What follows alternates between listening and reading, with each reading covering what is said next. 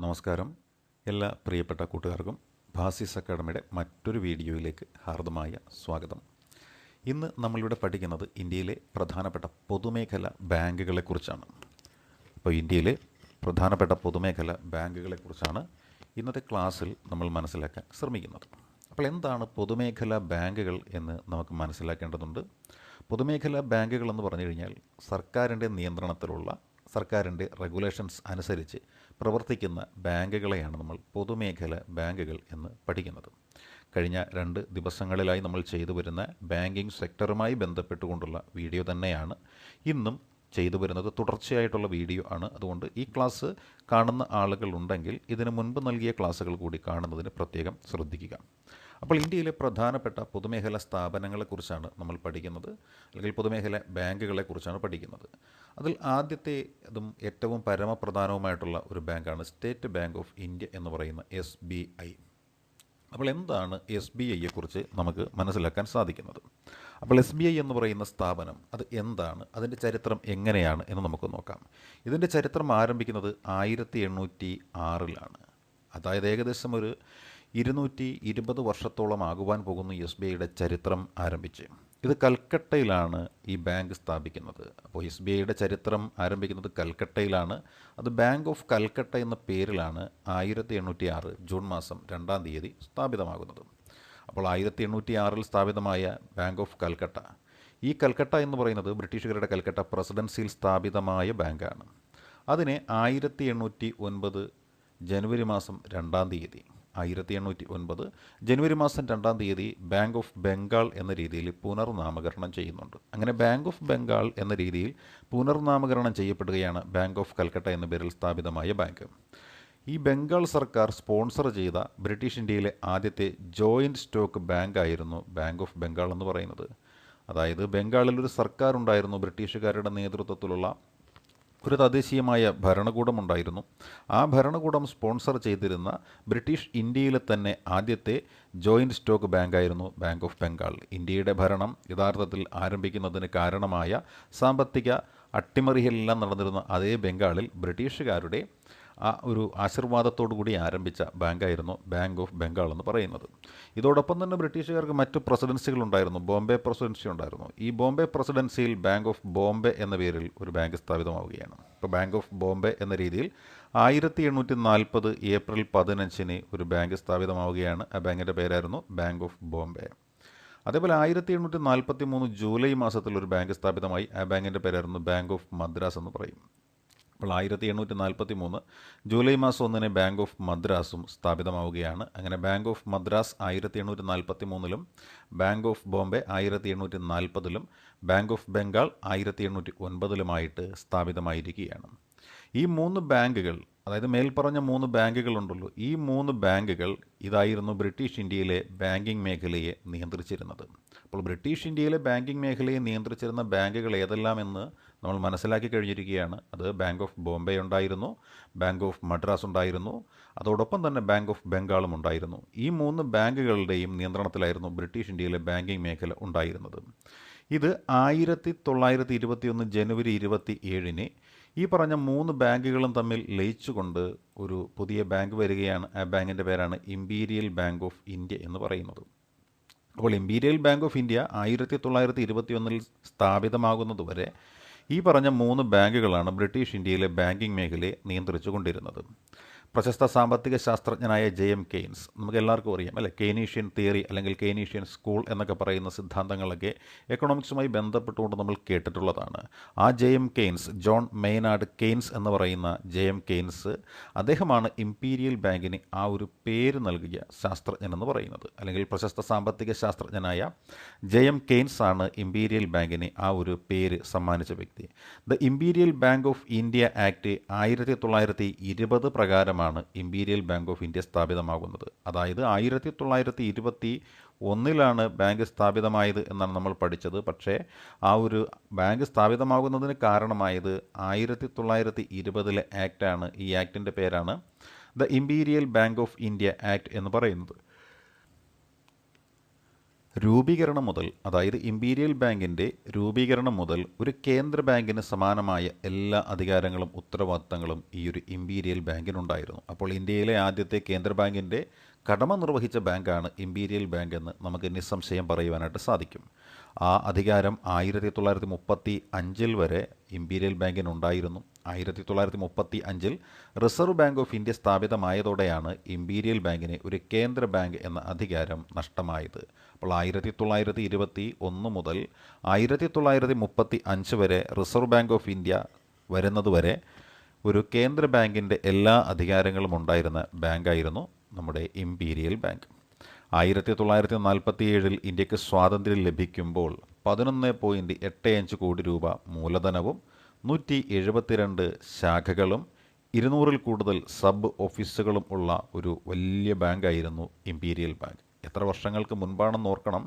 ഏകദേശം 75 വർഷങ്ങൾക്ക് മുൻപത്തെ കാര്യമാണ് നമ്മളീ പറയുന്നത്. 1947 ഇന്ത്യ സ്വാതന്ത്ര്യം നേടുമ്പോൾ ഏകദേശം 11.85 കോടി രൂപ മൂലധനം, 172 ശാഖകൾ, 200-ൽ കൂടുതൽ സബ് ഓഫീസുകൾ, ഇതെല്ലാമുള്ള ഒരു ബാങ്കായിരുന്നു ഇമ്പീരിയൽ ബാങ്ക്. ഒന്നാം പഞ്ചവത്സര പദ്ധതി കാലയളവിൽ നിലവിൽ വന്ന all India rural credit survey കമ്മിറ്റിയുണ്ട്. All India rural credit survey committee നിലവിൽ വന്നത് ഒന്നാമത്തെ പഞ്ചവത്സര പദ്ധതി കാലത്താണ് എന്ന ഒരു കാര്യം കൂടി നമ്മൾ മനസ്സിലാക്കുകയാണ്. ഈ കമ്മിറ്റി ഒരു നിർദ്ദേശം വയ്ക്കുകയാണ് ദേശീയ തലത്തിൽ ഒരു പൊതുമേഖലാ ബാങ്കിൻ്റെ ആവശ്യകത. ദേശീയ തലത്തിൽ ഒരു പൊതുമേഖലാ ബാങ്ക് വളരെ അത്യന്താപേക്ഷിതമാണ് എന്ന ഒരു ശുപാർശ മുന്നോട്ട് വെച്ചതാണ് all India rural credit survey committee.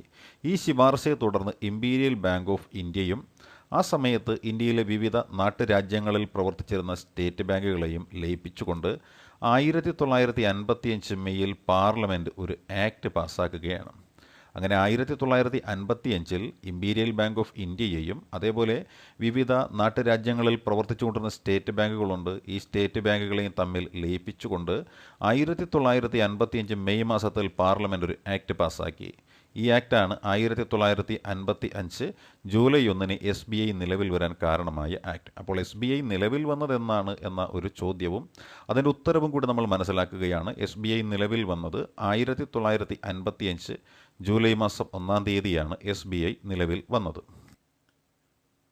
1959 state bank of India subsidiary banks act എന്ന പേരിലൊരു ആക്ട് പാസ്സാക്കുന്നത്. അപ്പോൾ 1959 state bank of India act പാസ്സാവുകയും 8 സ്റ്റേറ്റ് അസോസിയേറ്റഡ് ബാങ്കുകൾ SBIയുടെ കീഴിൽ വരികയും ചെയ്തു. 1959 state bank of India subsidiary banks act എന്ന പേരിൽ ഒരു ആക്ട് പാസ്സാക്കുകയാണ്. അപ്പോൾ state bank of India act പാസ്സാക്കിയതിൻ്റെ അടിസ്ഥാനത്തിൽ 8 സ്റ്റേറ്റ് അസോസിയേറ്റഡ് ബാങ്കുകൾ SBIയുടെ കീഴിൽ വരികയാണ് ചെയ്തത്. ഇനി നമുക്ക് SBIയുടെ ലയനത്തെക്കുറിച്ചൊന്ന് നോക്കാം. അല്ലെ, SBI ലയിക്കുകയുണ്ടായിട്ടുണ്ട് 2017 ഏപ്രിൽ മാസം 1 തീയതി. അല്ലേ, 2017 ഏപ്രിൽ മാസം 1 തീയതി അവശേഷിച്ചിരുന്ന 5 അസോസിയേറ്റഡ് ബാങ്കുകളും ഭാരതീയ മഹിളാ ബാങ്കും SBIയിൽ ലയിപ്പിക്കാനുണ്ടായത്. അപ്പോൾ നിലവിൽ SBIയിൽ ലയിച്ചു ചേർന്നത് 2017 ഏപ്രിൽ 1 5 അസോസിയേറ്റഡ് ബാങ്കുകളും ഭാരതീയ മഹിളാ ബാങ്കും SBIയിൽ ലയിപ്പിച്ചു. SBIയിൽ ലയിപ്പിച്ച ബാങ്കുകൾ ഏതെല്ലാം എന്ന് നോക്കിയാൽ state bank of Bikaner and Jaipur, അല്ലെ, state bank of Bikaner and Jaipur, state bank of Hyderabad, state bank of Mysore, state bank of Patiala, state bank of Travancore, Bharatiya Mahila bank. അപ്പോൾ Bharatiya Mahila bank, state bank of Travancore, state bank of Patiala, പിന്നെ ഏതായിരുന്നു, സ്റ്റേറ്റ് ബാങ്ക് ഓഫ് മൈസൂർ, പിന്നെയോ state bank of Hyderabad, പിന്നെയോ state bank of Bikaner and Jaipur. ഇത്രയും സ്ഥാപനങ്ങളാണ് SBIയിൽ ലയിപ്പിക്കപ്പെട്ട ബാങ്കുകളെന്ന് പറയുന്നത്. 2017 April മാസം 1 തീയതിയാണ് ഈ 5 അസോസിയേറ്റഡ് ബാങ്കുകളും ഭാരതീയ മഹിളാ ബാങ്കും SBIയിൽ ലയിച്ചു ചേർന്നത്. ഇപ്പോൾ SBI ആണ് ഇന്ത്യയിലെ ഏറ്റവും വലിയ പൊതുമേഖലാ വാണിജ്യ ബാങ്ക് എന്ന് പറയുന്നത്. Largest commercial bank in India, public sector commercial bank in India എന്ന ചോദ്യത്തിൻ്റെ ഉത്തരമാണ് സ്റ്റേറ്റ് ബാങ്ക് ഓഫ് ഇന്ത്യ എന്ന് പറഞ്ഞ SBI.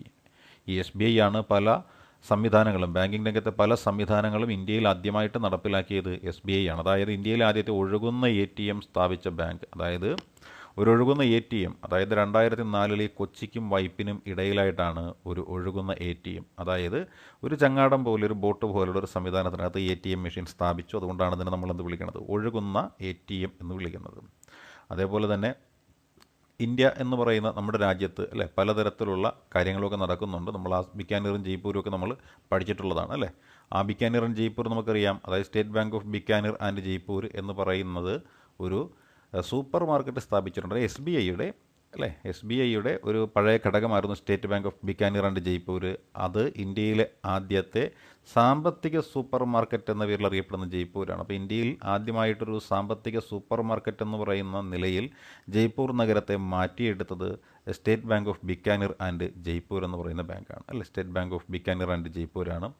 അതേപോലെ തന്നെ എസ് ബി ഐക്ക് മറ്റൊരു ക്രെഡിറ്റ് എന്താണ്, ഇസ്രായേൽ എന്ന് പറയുന്ന രാജ്യത്ത് പോയിട്ടൊരു ബ്രാഞ്ച് തുടങ്ങി. അപ്പോൾ ഇസ്രായേലിൽ ബ്രാഞ്ച് തുടങ്ങിയ ആദ്യത്തെ ഇന്ത്യൻ ബാങ്കാണ് എസ് ബി ഐ എന്ന് പറയുന്ന ബാങ്ക്. അപ്പോൾ എസ് ബി ഐയുടെ സവിശേഷതകളാണ് നമ്മൾ പറയുന്നത്. ഇന്ത്യയിലെ ആദ്യത്തെ സാമ്പത്തിക സൂപ്പർ മാർക്കറ്റ് നിലവിൽ വന്ന നഗരം ജയ്പൂരാണ്. ഇത് സ്ഥാപിച്ചത് state bank of Bikaner and ജയ്പൂരാണ്. അതേപോലെ ഇന്ത്യക്ക് വെളിയിലൊരു രാജ്യത്ത്, അതായത് ഇസ്രായേൽ പോലെ ഒരു രാജ്യത്ത് ആദ്യമായിട്ടൊരു ബാങ്കിൻ്റെ ശാഖ അത് തുടങ്ങിയത്, ഇന്ത്യൻ ബാങ്കിൻ്റെ ശാഖ തുടങ്ങിയത് ഏതാണ്, അത് തുടങ്ങിയത് എസ് ബി ഐ ആണ്. അതേപോലെ എസ് ബി ഐ എന്ത് ചെയ്തിട്ടുണ്ട്, പല സംവിധാനങ്ങളും കൊണ്ടുവന്നിട്ടുണ്ട്. അത്തരത്തിലുള്ള ഒരു പ്രത്യേക സംവിധാനമാണ് പെൻഷൻകാരായിട്ടുള്ള ആളുകൾക്ക് വീടുകളിൽ നിന്ന് വീഡിയോ വഴി ലൈഫ് സർട്ടിഫിക്കറ്റ് സമർപ്പിക്കുന്നതിന് വേണ്ടിയിട്ട് 2021 നവംബറിൽ വീഡിയോ ലൈഫ് സർട്ടിഫിക്കറ്റ് സംവിധാനം ആരംഭിച്ച ബാങ്കാണ് എസ് ബി ഐ എന്ന് പറയുന്നത്. സാധാരണ നമ്മൾ കണ്ടിട്ടുണ്ട് പെൻഷൻ മസ്റ്ററിംഗ് എന്ന് പറയണം ഒരു സംവിധാനം അല്ലേ, പെൻഷൻ മസ്റ്ററിങ്. അതുപ്രകാരം ഒരു ഗസറ്റഡ് ഉദ്യോഗസ്ഥൻ സാക്ഷ്യപ്പെടുത്തണം പെൻഷൻ വാങ്ങിക്കുന്നയാൾ ജീവിച്ചിരിപ്പുണ്ടെന്നും എനിക്ക് ഇയാളെ പരിചയമുണ്ട് എന്നും സാക്ഷ്യപ്പെടുത്തണമായിരുന്നു. പക്ഷേ കോവിഡ് മുഖമുള്ള അല്ലെങ്കിൽ കോവിഡ് മുഖാന്തരമുള്ള ഒരുപാട് ബുദ്ധിമുട്ടുകൾ അനുഭവപ്പെട്ട കാലഘട്ടമായിരുന്നു ആ ഒരു കാലഘട്ടം. അതുകൊണ്ട് തന്നെ ആ സമയത്ത് എന്ത് ചെയ്തു, ഈ എസ് ബി ഐ ഒരു പുതിയ സംവിധാനം കൊടുത്തു. അതായത് വീഡിയോ കോൾ വഴി ലൈഫ് സർട്ടിഫിക്കറ്റ് വെരിഫൈ ചെയ്ത് കൊടുക്കുന്ന സംവിധാനം. അതാണ് ഈ പറയുന്ന എസ് ബി ഐ എന്ന് പറയുന്നത് അല്ലേ. അതേപോലെ സേവിങ്സ്, ഹ്രസ്വ ലോൺ നിരക്കുകൾ അല്ലേ എന്നിവയെ എസ് ബി ഐയുടെ റിവേഴ്സ് റിപ്പോ നിരക്കും അല്ലേ ആദ്യത്തെ ബാങ്കാണ്. അതായത് നമ്മുടെ RBI അല്ലേ, നമ്മുടെ റിസർവ് ബാങ്ക് ഓഫ് ഇന്ത്യ ഓരോ പ്രത്യേക സാമ്പത്തിക ക്വാർട്ടറുകളിലും പുറത്തിറക്കുന്നൊരു റിപ്പോർട്ടാണ് നമുക്കറിയാം ഇവരുടെ റിപ്പോ റേറ്റ് എന്ന് പറയുന്നത്. അപ്പോൾ സേവിങ്സ് നമ്മൾ നിക്ഷേപിക്കുന്നത്, അതേപോലെ വായ്പകൾ എന്നിവയെ എസ് ബി ഐയുടെ റിപ്പോ നിരക്കുമായിട്ട് ബന്ധിപ്പിച്ച ആദ്യത്തെ ബാങ്ക് ഏത് എന്ന ചോദ്യവും ഈ പറയുന്ന എസ് ബി ഐയിൽ ചെന്നാണ് അവസാനിക്കുന്നത്. അപ്പോൾ സേവിങ്സ്, ഹ്രസ്വ ലോൺ നിരക്കുകൾ എന്നിവയെ RBIയുടെ റിപ്പോ നിരക്കുമായി ബന്ധിപ്പിച്ച ആദ്യത്തെ ഇന്ത്യൻ ബാങ്കാണ് എസ് ബി ഐ. അതേപോലെ മൊബൈൽ സാങ്കേതിക വിദ്യയിലൂടെ വീട്ടിലിരുന്ന് ജോലികൾ ചെയ്യാനുള്ള സംവിധാനം ആരംഭിച്ച ആദ്യത്തെ ബാങ്ക് എന്താണ്, എസ് ബി ഐ ആണ്. അതായത് വർക്ക് ഫ്രം ഹോം ആദ്യമായിട്ട് അനുവദിച്ച ബാങ്ക് ഏത് എന്ന ചോദ്യത്തിൻ്റെ ഉത്തരം എസ് ബി ഐയിലേക്കാണ് നമ്മളെ കൊണ്ടുചെന്നെത്തിക്കുന്നത്. അതേപോലെ ഇന്ത്യക്ക് വെളിയിൽ ഏറ്റവും കൂടുതൽ രാജ്യങ്ങളിൽ ശാഖകളുള്ള ബ്രാഞ്ച് അല്ലെങ്കിൽ ബ്രാഞ്ചുകളുള്ള ബാങ്ക് ഏത് എന്ന ചോദ്യവും നമുക്ക് നൽകുന്നത് എസ് ബി ഐ എന്ന ഉത്തരമാണ്. അതായത് ഇന്ത്യക്ക് പുറത്ത് ഏറ്റവും കൂടുതലുള്ള രാജ്യങ്ങളിൽ അല്ലെങ്കിൽ ഇന്ത്യക്ക് പുറത്ത് ഏറ്റവും കൂടുതൽ ശാഖകളുള്ള ബാങ്ക് ഏതെന്ന് ചോദിച്ചാൽ ഏറ്റവും കൂടുതൽ രാജ്യങ്ങളിൽ ശാഖകളുള്ള ബാങ്ക് മറ്റൊന്നുമല്ല, നമ്മുടെ എസ് ബി ഐ തന്നെയാണ്. ഈ എസ് ബി ഐ സ്ഥാപിതമാകുന്ന സമയത്ത് അതിൻ്റെ ചെയർമാൻ സ്ഥാനത്തിരുന്ന വ്യക്തി എന്ന് പറയുന്നത് ഒരു മലയാളിയായിരുന്നു. ഈ മലയാളിയുടെ പേരാണ് ഡോക്ടർ ജോൺ മത്തായി ആണ്. അപ്പോൾ ഡോക്ടർ ജോൺ മത്തായി ആരായിരുന്നു എന്ന് ചോദിച്ചാൽ എസ് ബി ഐ സ്ഥാപിതമാകുന്ന സമയത്ത് അതിൻ്റെ ചെയർമാനായിരുന്ന അല്ലെങ്കിൽ സ്ഥാപക ചെയർമാനായിരുന്ന വ്യക്തിയാണ് ജോൺ മത്തായി. അദ്ദേഹം ഒരു മലയാളിയായിരുന്നു. എസ് ബി ഐക്ക് ഒരു വനിതാ ചെയർപേഴ്സൺ ഉണ്ടായിരുന്നു. ഇവരുടെ പേരാണ് അരുന്ധതി ഭട്ടാചാര്യ എന്ന് പറയുന്ന ഒരു സ്ത്രീ അല്ലെ. അരുന്ധതി ഭട്ടാചാര്യ എന്ന് പറയുന്ന ഒരു വ്യക്തിയായിരുന്നു ഈ എസ് ബി ഐയുടെ ആദ്യത്തെ വനിതാ ചെയർപേഴ്സണായിട്ടുണ്ടായിരുന്നത്. ഈ എസ് ബി ഐ എന്ന് പറഞ്ഞ ബാങ്ക് ഇന്ത്യയിലെ ആദ്യത്തെ ഏറ്റവും വലിയ പൊതുമേഖലാ ബാങ്ക് എന്ന് പറഞ്ഞ എസ് ബി ഐൻ്റെ ഒരുപാട് മൊബൈൽ ആപ്ലിക്കേഷനുകൾ കൊണ്ടുവന്നിട്ടുണ്ട്. എന്തിനു വേണ്ടി കൊണ്ടുവന്നു എന്ന് നമ്മൾ ചിന്തിച്ചാൽ എന്താണ്, ഉപഭോക്താക്കൾക്ക് ഒട്ടനവധി സേവനങ്ങൾ ഒരു കുടക്കീഴിൽ ലഭ്യമാക്കുന്നതിന് വേണ്ടിയിട്ടാണ് അല്ലേ. ഉപഭോക്താക്കളായിട്ടുള്ള വ്യക്തികൾക്ക് ഒട്ടനവധി സേവനങ്ങൾ ഒരു കുടക്കീഴിൽ നൽകുന്നതിന് വേണ്ടിയിട്ട് എസ് ബി ഐ ആരംഭിച്ച ഒരു മൊബൈൽ ആപ്ലിക്കേഷനുണ്ട്. അതിൻ്റെ പേരാണ് യു ഓൺലി നീഡ് വൺ എന്ന് പറയുന്ന ഒരു ആപ്ലിക്കേഷനാണ്. യോനോ എന്നാണ് പറയുന്നത്. എസ് ബി ഐ യോനോ എന്ന് പറയുന്ന ഒരു ആപ്ലിക്കേഷൻ, അതായത് യു ഓൺലി നീഡ് വൺ എന്ന് പറയുന്നതാണ് യോനോ. യോനോയ്ക്കൊരു ബ്രാൻഡ് അംബാസഡർ ഉണ്ടായിരുന്നു അല്ലേ. യോനോയുടെ ബ്രാൻഡ് അംബാസഡർ ആരാണ്, ഒരു കായിക താരമാണ്, ഹെപ്റ്റാത്തലൻ താരമായിട്ടുള്ള സ്വപ്ന ബർമനെയാണ്. യോനോ എന്ന് പറയുന്ന യു ഓൺലി നീഡ് വൺ എന്ന ആപ്ലിക്കേഷൻ്റെ ബ്രാൻഡ് അംബാസഡറായി നിശ്ചയിച്ചിരിക്കുന്നത് ആരെയാണ്, സ്വപ്ന ബർമനെയാണ്. എസ് ബി ഐ ആരംഭിച്ച കാർഡ്ലെസ് ക്യാഷ് വിഡ്രോവൽ സർവീസ്, അതായത് കാർഡ്ലെസ് ക്യാഷ് വിഡ്രോവൽ സർവീസ് എന്ന് വെച്ചാൽ കാർഡ് ഇല്ലാതെ തന്നെ എന്ത് ചെയ്യാൻ പറ്റും, കാശ് പിൻവലിക്കാൻ പറ്റുന്ന സംവിധാനമാണ് യോനോ ക്യാഷ് എന്ന് പറയുന്ന സംവിധാനം. അപ്പോൾ യോനോ ക്യാഷ് എന്താണെന്ന് ചോദിച്ചാൽ എന്താണ്, അത് ഇത്രയേ ഉള്ളൂ. എന്തായിരിക്കും? എസ് ബി ഐ ആരംഭിച്ച കാർഡ്ലെസ് ക്യാഷ് വിഡ്രോവൽ സർവീസിനെയാണ് യോനോ ക്യാഷ് എന്ന് വിശേഷിപ്പിക്കുന്നത്. ഇതേപോലെ എസ് ബി ഐ ആരംഭിച്ച യൂണിഫൈഡ് പേയ്മെൻറ്റ് ടെർമിനൽ ഉണ്ടല്ലേ, യൂണിഫൈഡ് പേയ്മെൻറ്റ് ടെർമിനൽ, അതിൻ്റെ പേരാണ് മോപ്പഡ് എന്നാണ് അറിയപ്പെടുന്നത്. അപ്പോൾ ഈ മോപ്പഡ് എന്താണെന്ന് ചോദിച്ചാൽ എസ് ബി ഐ ആരംഭിച്ച യൂണിഫൈഡ് പേയ്മെൻറ്റ് ടെർമിനലാണ് multi option payment acceptance device എന്നാണ് അത് അറിയപ്പെടുന്നത്. അല്ലേ, multi option payment acceptance device എന്നാണ് മോപ്പഡ് അറിയപ്പെടുന്നത്. ഇനിയോ നമുക്ക് യോനോ ആപ്പിനെ ഒന്നുകൂടി ഒന്ന് പരിചയം. അല്ലേ, യോനോ ആപ്പിനെ പരിഷ്കരിച്ചുകൊണ്ട് എസ് ബി ഐ ആരംഭിക്കുന്ന പ്രത്യേക ഡിജിറ്റൽ ബാങ്കാണ് ഓൺലി യോനോ എന്ന് പറയും. അതായത് യോനോ മാത്രം മതി നിങ്ങളുടെ എല്ലാ ആവശ്യങ്ങൾക്കും എന്ന് പറയാതെ പറഞ്ഞുകൊണ്ട് എസ് ബി ഐ ആരംഭിക്കുന്ന ഒരു പ്രത്യേക ഡിജിറ്റൽ ബാങ്കാണ് ഓൺലി യോനോ. എന്ന് വെച്ചാൽ യോനോ ആപ്പിനെ പരിഷ്കരിച്ചുകൊണ്ട് എസ് ബി ഐ ആരംഭിക്കുന്ന പ്രത്യേക ഡിജിറ്റൽ ബാങ്കാണ് ഓൺലി യോനോ എന്ന ആപ്ലിക്കേഷൻ. അതേപോലെ കച്ചവടക്കാർക്ക് കുറഞ്ഞ ചിലവിൽ ഡിജിറ്റൽ പേയ്മെൻറ്റ് അടിസ്ഥാന സൗകര്യങ്ങൾ ഒരുക്കുന്നതിനായിട്ട് എസ് ബി ഐ പുറത്തിറക്കിയ ആപ്ലിക്കേഷനാണ് യോനോ മർച്ചൻ്റ് ആപ്പ് എന്ന് പറയുന്നത്. അപ്പോൾ യോനോ മർച്ചൻ്റ് ആപ്പ് എന്ന് വെച്ചാൽ അത് കച്ചവടക്കാർക്ക് വേണ്ടിയുള്ളതാണ്. അപ്പോൾ കച്ചവടക്കാർക്ക് വേണ്ടി എസ് ബി ഐ പുറത്തിറക്കിയ ആപ്ലിക്കേഷനാണ് യോനോ മർച്ചൻ്റ് ആപ്പ്. ഇതിൻ്റെ പ്രത്യേകത എന്തെന്ന് ചോദിച്ചാൽ കച്ചവടക്കാർക്ക് കുറഞ്ഞ ചിലവിൽ ഡിജിറ്റൽ പേയ്മെൻറ്റിൻ്റെ അടിസ്ഥാന സൗകര്യങ്ങൾ ഒരുക്കുക എന്നതാണ് ഈ പറയുന്ന യോനോ മർച്ചൻ്റ് ആപ്പിൻ്റെ പ്രധാനപ്പെട്ട ലക്ഷ്യമെന്ന് പറയുന്നത്. അതേപോലെ നമ്മുടെ കേരളവുമായി ബന്ധപ്പെട്ട് നോക്കിക്കഴിഞ്ഞാൽ ഈ എസ് ബി ഐക്ക് ഒരു പ്രത്യേകതയും കൂടി ഉണ്ടെന്നറിയാവോ? കേരളത്തിൽ ഏറ്റവും കൂടുതൽ ശാഖകളുള്ള പൊതുമേഖലാ വാണിജ്യ ബാങ്കാണ് ഈ എസ് ബി ഐ എന്ന് പറയുന്നത്, എസ് ബി ഐ. അതേപോലെ ഈ ബാങ്കുമായി ബന്ധപ്പെട്ടാണ് മറ്റു പല ബാങ്കുകളും അവരുടെ പേയ്മെൻറ്റ് സംവിധാനമൊക്കെ കൊണ്ടുപോകുന്നത്. അതായത് ചൈനയുടെ ദേശീയ പേയ്മെൻറ്റ് സംവിധാനം, അല്ല, ചൈന എന്നുള്ള രാജ്യത്തൊരു പേയ്മെൻറ്റ് സംവിധാനമുണ്ട്. ആ പേയ്മെൻറ്റ് സംവിധാനവുമായിട്ട് ലിങ്ക് ചെയ്യപ്പെട്ടിട്ടുള്ള ആദ്യത്തെ ഇന്ത്യൻ ബാങ്ക് ഏതാണ്? എസ് ബി ഐ ആണ്. അപ്പോൾ ചൈനയിൽ പോലും നൂതന പേയ്മെൻറ്റ് സംവിധാനവുമായി ലിങ്ക് ചെയ്യുന്നതിന് നമ്മുടെ എസ് ബി ഐക്ക് സാധിച്ചു എന്ന് പറയുന്നത് എസ് ബി ഐയുടെ പ്രത്യേകതയാണ്. മാത്രമല്ല ഓസ്ട്രേലിയ എന്ന രാജ്യമുണ്ട്, അല്ലേ, ഓസ്ട്രേലിയ എന്ന രാജ്യമാണ് ജനവാസമുള്ള ദക്ഷിണ ഇന്ത്യ എന്ന് നമുക്ക് പറയാൻ പറ്റില്ല, അല്ലേ, ഏത് ഭാഗം പറയാൻ പറ്റും? നമ്മുടെ ദക്ഷിണ ധ്രുവത്തോട് ചേർന്ന് കിടക്കുന്ന ഓസ്ട്രേലിയ എന്ന് പറയുന്ന രാജ്യം. ആ രാജ്യത്തിൽ വിക്ടോറിയ എന്നൊരു സ്ഥലമുണ്ട്. ആ വിക്ടോറിയയിൽ ബ്രാഞ്ച് ആരംഭിച്ച ആദ്യത്തെ ഇന്ത്യൻ ബാങ്കാണ് ഈ പറയുന്ന എസ് ബി ഐ എന്ന് പറയുന്നത്. അതേപോലെ തന്നെ എന്തായിരിക്കാം, ഈ ഭിന്നശേഷിക്കാരായ വ്യക്തികൾ, അതേപോലെ പൗരന്മാർ, ഇങ്ങനെയുള്ള പൗരന്മാർ, 70 വയസ്സ് കഴിഞ്ഞ പൗരന്മാർ, അല്ലെ, ഭിന്നശേഷിക്കാരായ വ്യക്തികൾ, 70 വയസ്സ് കഴിഞ്ഞ പൗരന്മാർ എന്നിവർക്ക് വേണ്ടിയിട്ട് ഡോർ സ്റ്റെപ്പ് ബാങ്കിങ് സർവീസ് എന്ന പേരിലൊരു സംവിധാനം ആരംഭിച്ചിട്ടുണ്ട് കേട്ടോ. അപ്പോൾ ഡോർ സ്റ്റെപ്പ് ബാങ്കിങ് സർവീസ് എന്ന പേരിലൊരു സംവിധാനം ആരംഭിച്ച ബാങ്കാണ് ഏത് ബാങ്ക് എന്ന് പറയുന്നത്? ഇതാ നമ്മുടെ ഈ എസ് ബി ഐ എന്ന് പറയുന്നത്. അതേപോലെ ഇലക്ട്രിക് വാഹനങ്ങൾ വാങ്ങാൻ ഇന്ത്യയിൽ ആദ്യമായിട്ട് ഗ്രീൻ കാർ ലോൺ ആരംഭിച്ച ബാങ്ക്. അതായത് പ്രകൃതിയുമായി ബന്ധപ്പെട്ടുകൊണ്ട് ഈ പറയുന്ന ഒരുപാട് നിയന്ത്രണങ്ങൾ വന്നു കഴിഞ്ഞപ്പോൾ, ഈ ഡീസൽ വാഹനങ്ങളെല്ലാം പിൻവലിക്കപ്പെട്ട് തുടങ്ങിയപ്പോൾ ഇലക്ട്രിക് വാഹനങ്ങൾ വാങ്ങുവാനായിട്ട് ഇന്ത്യയിൽ ആദ്യമായിട്ട് ഗ്രീൻ കാർ ലോൺ എന്ന് പറയുന്ന സംവിധാനം ആരംഭിച്ച ബാങ്ക് നമ്മുടെ എസ് ബി ഐ എന്ന് പറയുന്ന ബാങ്കാണ്. ഈ എസ് ബി ഐ ലയിച്ച ഒരു ബാങ്കിൻ്റെ പേരാണ് ഭാരതീയ മഹിളാ ബാങ്ക് എന്ന് നമ്മൾ പറഞ്ഞത്. അപ്പോൾ എന്താണ് ഇതിൻ്റെ പ്രത്യേകത എന്നും കൂടി നമുക്കൊന്ന് നോക്കാം, അല്ലേ. പൂർണ്ണമായിട്ടും വനിതകൾ നിയന്ത്രിക്കുന്ന ഇന്ത്യയിലെ ആദ്യത്തെ ബാങ്കിൻ്റെ പേരാണ് ഭാരതീയ മഹിളാ ബാങ്ക്. അതായത് പൂർണ്ണമായിട്ടും വനിതകൾ നിയന്ത്രിക്കുന്ന ഇന്ത്യയിലെ ബാങ്കാണ്. ന്യൂഡൽഹിയിലാണ് ഇത് സ്ഥിതി ചെയ്യുന്നത്. അതിൻ്റെ പേരാണ് ഭാരതീയ മഹിളാ ബാങ്ക്. ഇത് മുൻ പ്രധാനമന്ത്രി നമ്മുടെ ഇന്ദിരാഗാന്ധിയുടെ 96ാമത്തെ ജന്മദിനമായ 2013 നവംബർ 19 ഉദ്ഘാടനം ചെയ്യപ്പെട്ട ബാങ്കാണ്, അല്ലേ. 2013 നവംബർ 19 ഈ പുതിയ ഭാരതീയ മഹിളാ ബാങ്ക് ഉദ്ഘാടനം ചെയ്യപ്പെട്ടത്. അത് 96ാമത് ജന്മദിനത്തിലാണ് ഉദ്ഘാടനം ചെയ്യപ്പെട്ടത്. അതേപോലെ എന്തായിരിക്കാം, വനിതാ ശാക്തീകരണം, ഇന്ത്യയുടെ ശാക്തീകരണം എന്നാണ് ഈ പറയുന്ന മഹിളാ ബാങ്കിൻ്റെ മുദ്രാവാക്യം. അപ്പോൾ മഹിളാ ബാങ്കിന് എന്തുണ്ട്? ഒരു മുദ്രാവാക്യമുണ്ട്. മഹിളാ ബാങ്കിൻ്റെ മുദ്രാവാക്യമാണ്, എന്താണ് ആ മുദ്രാവാക്യം? വനിതാ ശാക്തീകരണം, ഇന്ത്യയുടെ ശാക്തീകരണം എന്ന് പറയുന്നത്. അപ്പോൾ വനിതാ ശാക്തീകരണം, ഇന്ത്യയുടെ ശാക്തീകരണം എന്നാണ് മഹിളാ ബാങ്കിൻ്റെ മുദ്രാവാക്യം. ഈ മഹിളാ ബാങ്ക് ആരംഭിച്ച മൂന്നാമത്തെ രാജ്യം ഏതാണെന്ന് ചോദിച്ചാൽ അതാണ് ഇന്ത്യ എന്ന് പറയുന്നത്. അപ്പോൾ ഇന്ത്യക്ക് മുമ്പ് 2 രാജ്യങ്ങളിൽ നിന്നുണ്ട് ഈ വനിതാ ബാങ്ക് അല്ലെങ്കിൽ മഹിളാ ബാങ്ക് എന്ന് പറഞ്ഞ ബാങ്കാണ്. മഹിളകൾക്ക് അക്കൗണ്ട് എടുക്കാൻ പറ്റുന്ന, മഹിളകൾ മാത്രം നിയന്ത്രിക്കുന്ന ഇന്ത്യയിലെ ബാങ്കാണ് മഹിളാ ബാങ്ക്. അപ്പോൾ ഇന്ത്യക്ക് മുൻപ് മഹിളാ ബാങ്ക് തുടങ്ങിയ രാജ്യങ്ങൾ ഏതാണ്? ഒന്ന്, ഇന്ത്യക്ക് മുമ്പ് തുടങ്ങിയ ഒരു രാജ്യത്തിൻ്റെ ഒരു പാകിസ്ഥാൻ എന്നാണെങ്കിൽ 5ാമത്തെ രാജ്യത്തിൻ്റെ ഒരു ടാൻസാനിയ എന്നാണ്. അപ്പോൾ പാകിസ്ഥാനിലും ടാൻസാനിയയിലുമാണ് മഹിളാ ബാങ്കുകൾ ഇതിനു മുൻപ് ഇന്ത്യയിൽ വരുന്നതിന് മുൻപ് നിലവിലുണ്ടായിരുന്ന 2 രാജ്യങ്ങളെന്ന് പറയുന്നത്.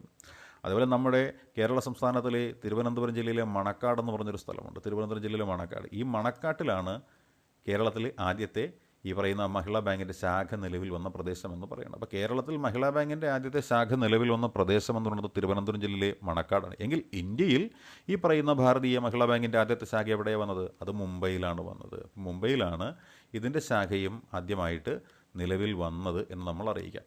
ഈ ഭാരതീയ മഹിളാ ബാങ്കിനാണ് 2017 ഏപ്രിൽ 1 പിടിച്ച് നമ്മൾ എസ് ബി ഐയിൽ ലയിപ്പിച്ചത്. അപ്പോൾ Bharatiya Mahila bank S B ഐയിൽ ലയിപ്പിക്കപ്പെട്ട വർഷം 2017 ഏപ്രിൽ 1.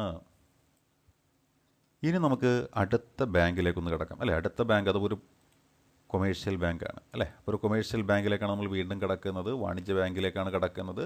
ഈ ബാങ്കിൻ്റെ പേരാണ് ICICI ബാങ്ക് എന്ന് പറയുന്നതാണ് ഈ ബാങ്കിൻ്റെ പേര്.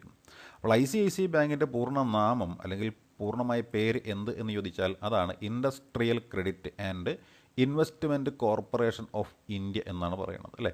Industrial credit and investment corporation of India bank എന്നാണ് എന്തറിയപ്പെടുന്നത്, ICICI അറിയപ്പെടുന്നത്.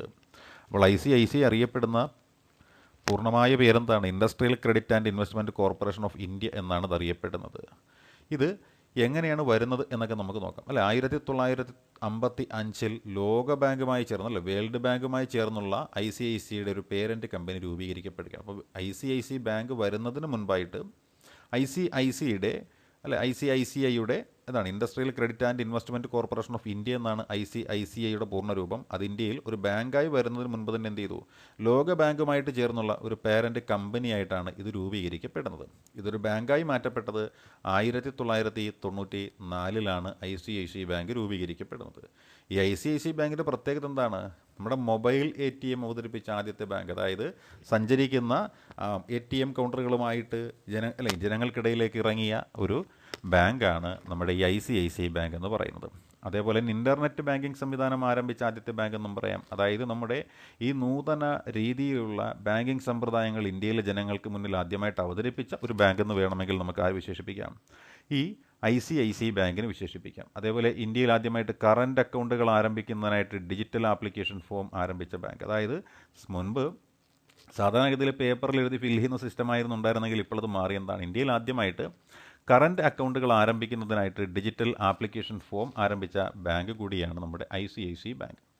ഇതേപോലെ 2020 ഓഗസ്റ്റിൽ സാറ്റലൈറ്റ് ചിത്രങ്ങളെ അടിസ്ഥാനമാക്കിയിട്ട് 2020 ഓഗസ്റ്റിൽ സാറ്റലൈറ്റ് ചിത്രങ്ങളെ അടിസ്ഥാനമാക്കിയിട്ട് കാർഷിക വായ്പകൾ ലഭ്യമാക്കാൻ തീരുമാനിച്ച ബാങ്കും കൂടി ഇതാണ് അല്ലേ. 2020 ഓഗസ്റ്റിൽ സാറ്റലൈറ്റ് ചിത്രങ്ങളെ അടിസ്ഥാനമാക്കിയിട്ട് എന്ത് ചെയ്തു, കാർഷിക വായ്പകൾ ലഭ്യമാക്കാൻ തീരുമാനിച്ച ബാങ്ക്. അതായത് കൃഷിഭൂമിയുണ്ടോ ഇല്ലയോ എന്ന് കൃത്യമായിട്ട് മനസ്സിലാക്കണമെന്നുണ്ടെങ്കിൽ എന്ത് വേണം, ഉപഗ്രഹ ചിത്രങ്ങൾ തന്നെ അനിവാര്യമാണ്. അപ്പോൾ അത്തരത്തിലുള്ള ഉപഗ്രഹ ചിത്രങ്ങളെ അടിസ്ഥാനമാക്കിക്കൊണ്ട് 2020 ഓഗസ്റ്റ് മുതൽ സാറ്റലൈറ്റ് ചിത്രങ്ങളെ അടിസ്ഥാനമാക്കിയിട്ട് കാർഷിക വായ്പകൾ ലഭ്യമാക്കാൻ തീരുമാനിച്ച ബാങ്കാണ് നമ്മുടെ ഏത് ബാങ്ക്, ICICI ബാങ്ക് എന്ന് പറയുന്നത്.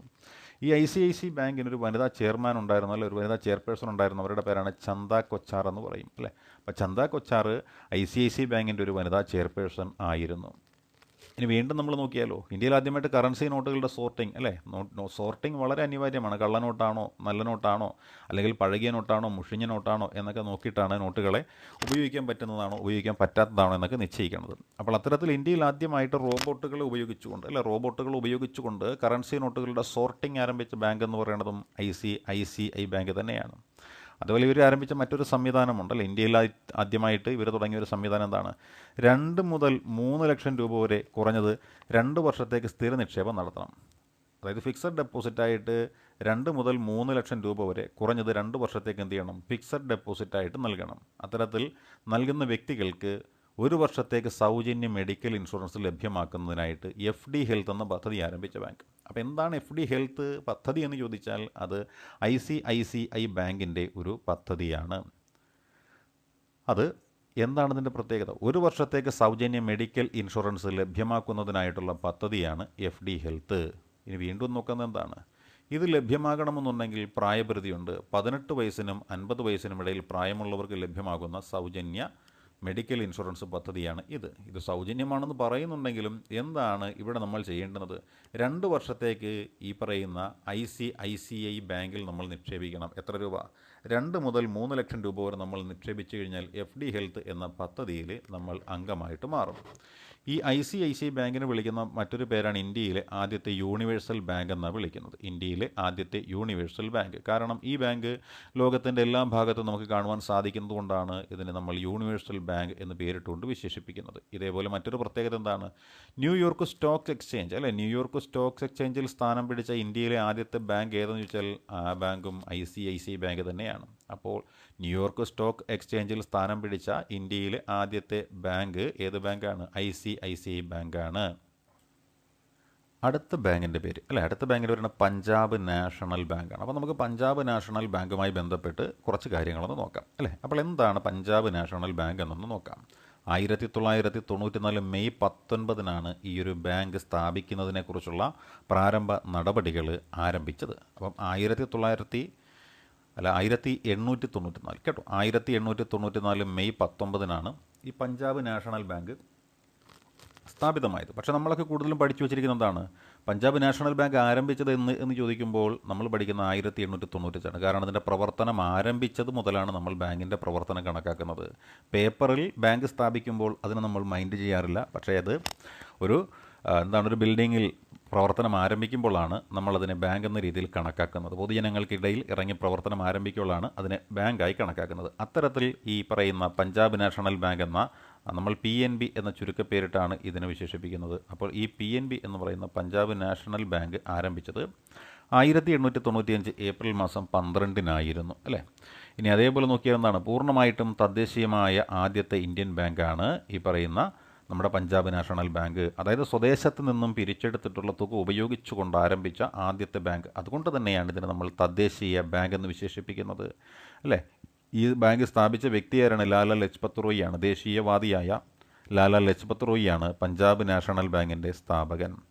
അതുപോലെ നിലവിൽ ഇന്ത്യയിലെ ഏറ്റവും വലിയ രണ്ടാമത്തെ പൊതുമേഖല ബാങ്ക് ഏതാണ്? 2020 ഏപ്രിൽ 1 ശേഷമുള്ള ബാങ്ക് ലയനത്തോടുകൂടി, അതായത് 2020 ഏപ്രിൽ 1 ശേഷമുള്ള ബാങ്ക് ലയനത്തോടു കൂടിയിട്ട് ഇന്ത്യയിലെ ഏറ്റവും വലിയ രണ്ടാമത്തെ പൊതുമേഖല ബാങ്ക് എന്ന് പറയുന്നത് ഈ പറയുന്ന പഞ്ചാബ് നാഷണൽ ബാങ്കാണ് കേട്ടോ. അതേപോലെ പൂർണ്ണമായിട്ടും ഇന്ത്യൻ മൂലധനം ഉപയോഗിച്ച് തുടങ്ങിയ ആദ്യത്തെ ഇന്ത്യൻ ബാങ്കും ഇതാണ്. പൂർണ്ണമായിട്ടും ഇന്ത്യൻ മൂലധനം ഉപയോഗിച്ച് തുടങ്ങിയ ഇന്ത്യയിലെ ആദ്യത്തെ ബാങ്ക് അതാണ് ഈ പറയുന്ന പഞ്ചാബ് നാഷണൽ ബാങ്ക് എന്ന് പറയുന്നത്. അതേപോലെ മറ്റൊരു ബാങ്ക് നടപ്പിലാക്കാത്ത ഒരു പദ്ധതി ഇവരാണ് ആദ്യമായിട്ട് കൊണ്ടുവന്നത്. ആ പദ്ധതിയാണ് VRS എന്ന് പറയുന്ന പദ്ധതി. അതായത് സേവന കാലാവധി പൂർത്തിയാകുന്നതിന് മുൻപ് ആ ബാങ്കിലെ ജീവനക്കാർക്ക് വേണമെങ്കിൽ സ്വയം രാജിവെച്ച് പോകുവാൻ, ആനുകൂല്യങ്ങളെല്ലാം കൈപ്പറ്റിക്കൊണ്ട് പിരിഞ്ഞു പോകാനായിട്ടുള്ള പദ്ധതിയെ ആണ് നമ്മൾ എന്ത് വിശേഷിപ്പിക്കുന്നത്? VRS എന്ന് പറയുന്നത്. അപ്പോൾ ഇന്ത്യയിൽ ആദ്യമായിട്ട് സ്വയം പിരിഞ്ഞു പോകൽ പദ്ധതി നടപ്പിലാക്കിയ ബാങ്കാണ് ഈ പറയുന്ന പഞ്ചാബ് നാഷണൽ ബാങ്ക് എന്ന് പറയുന്നത്.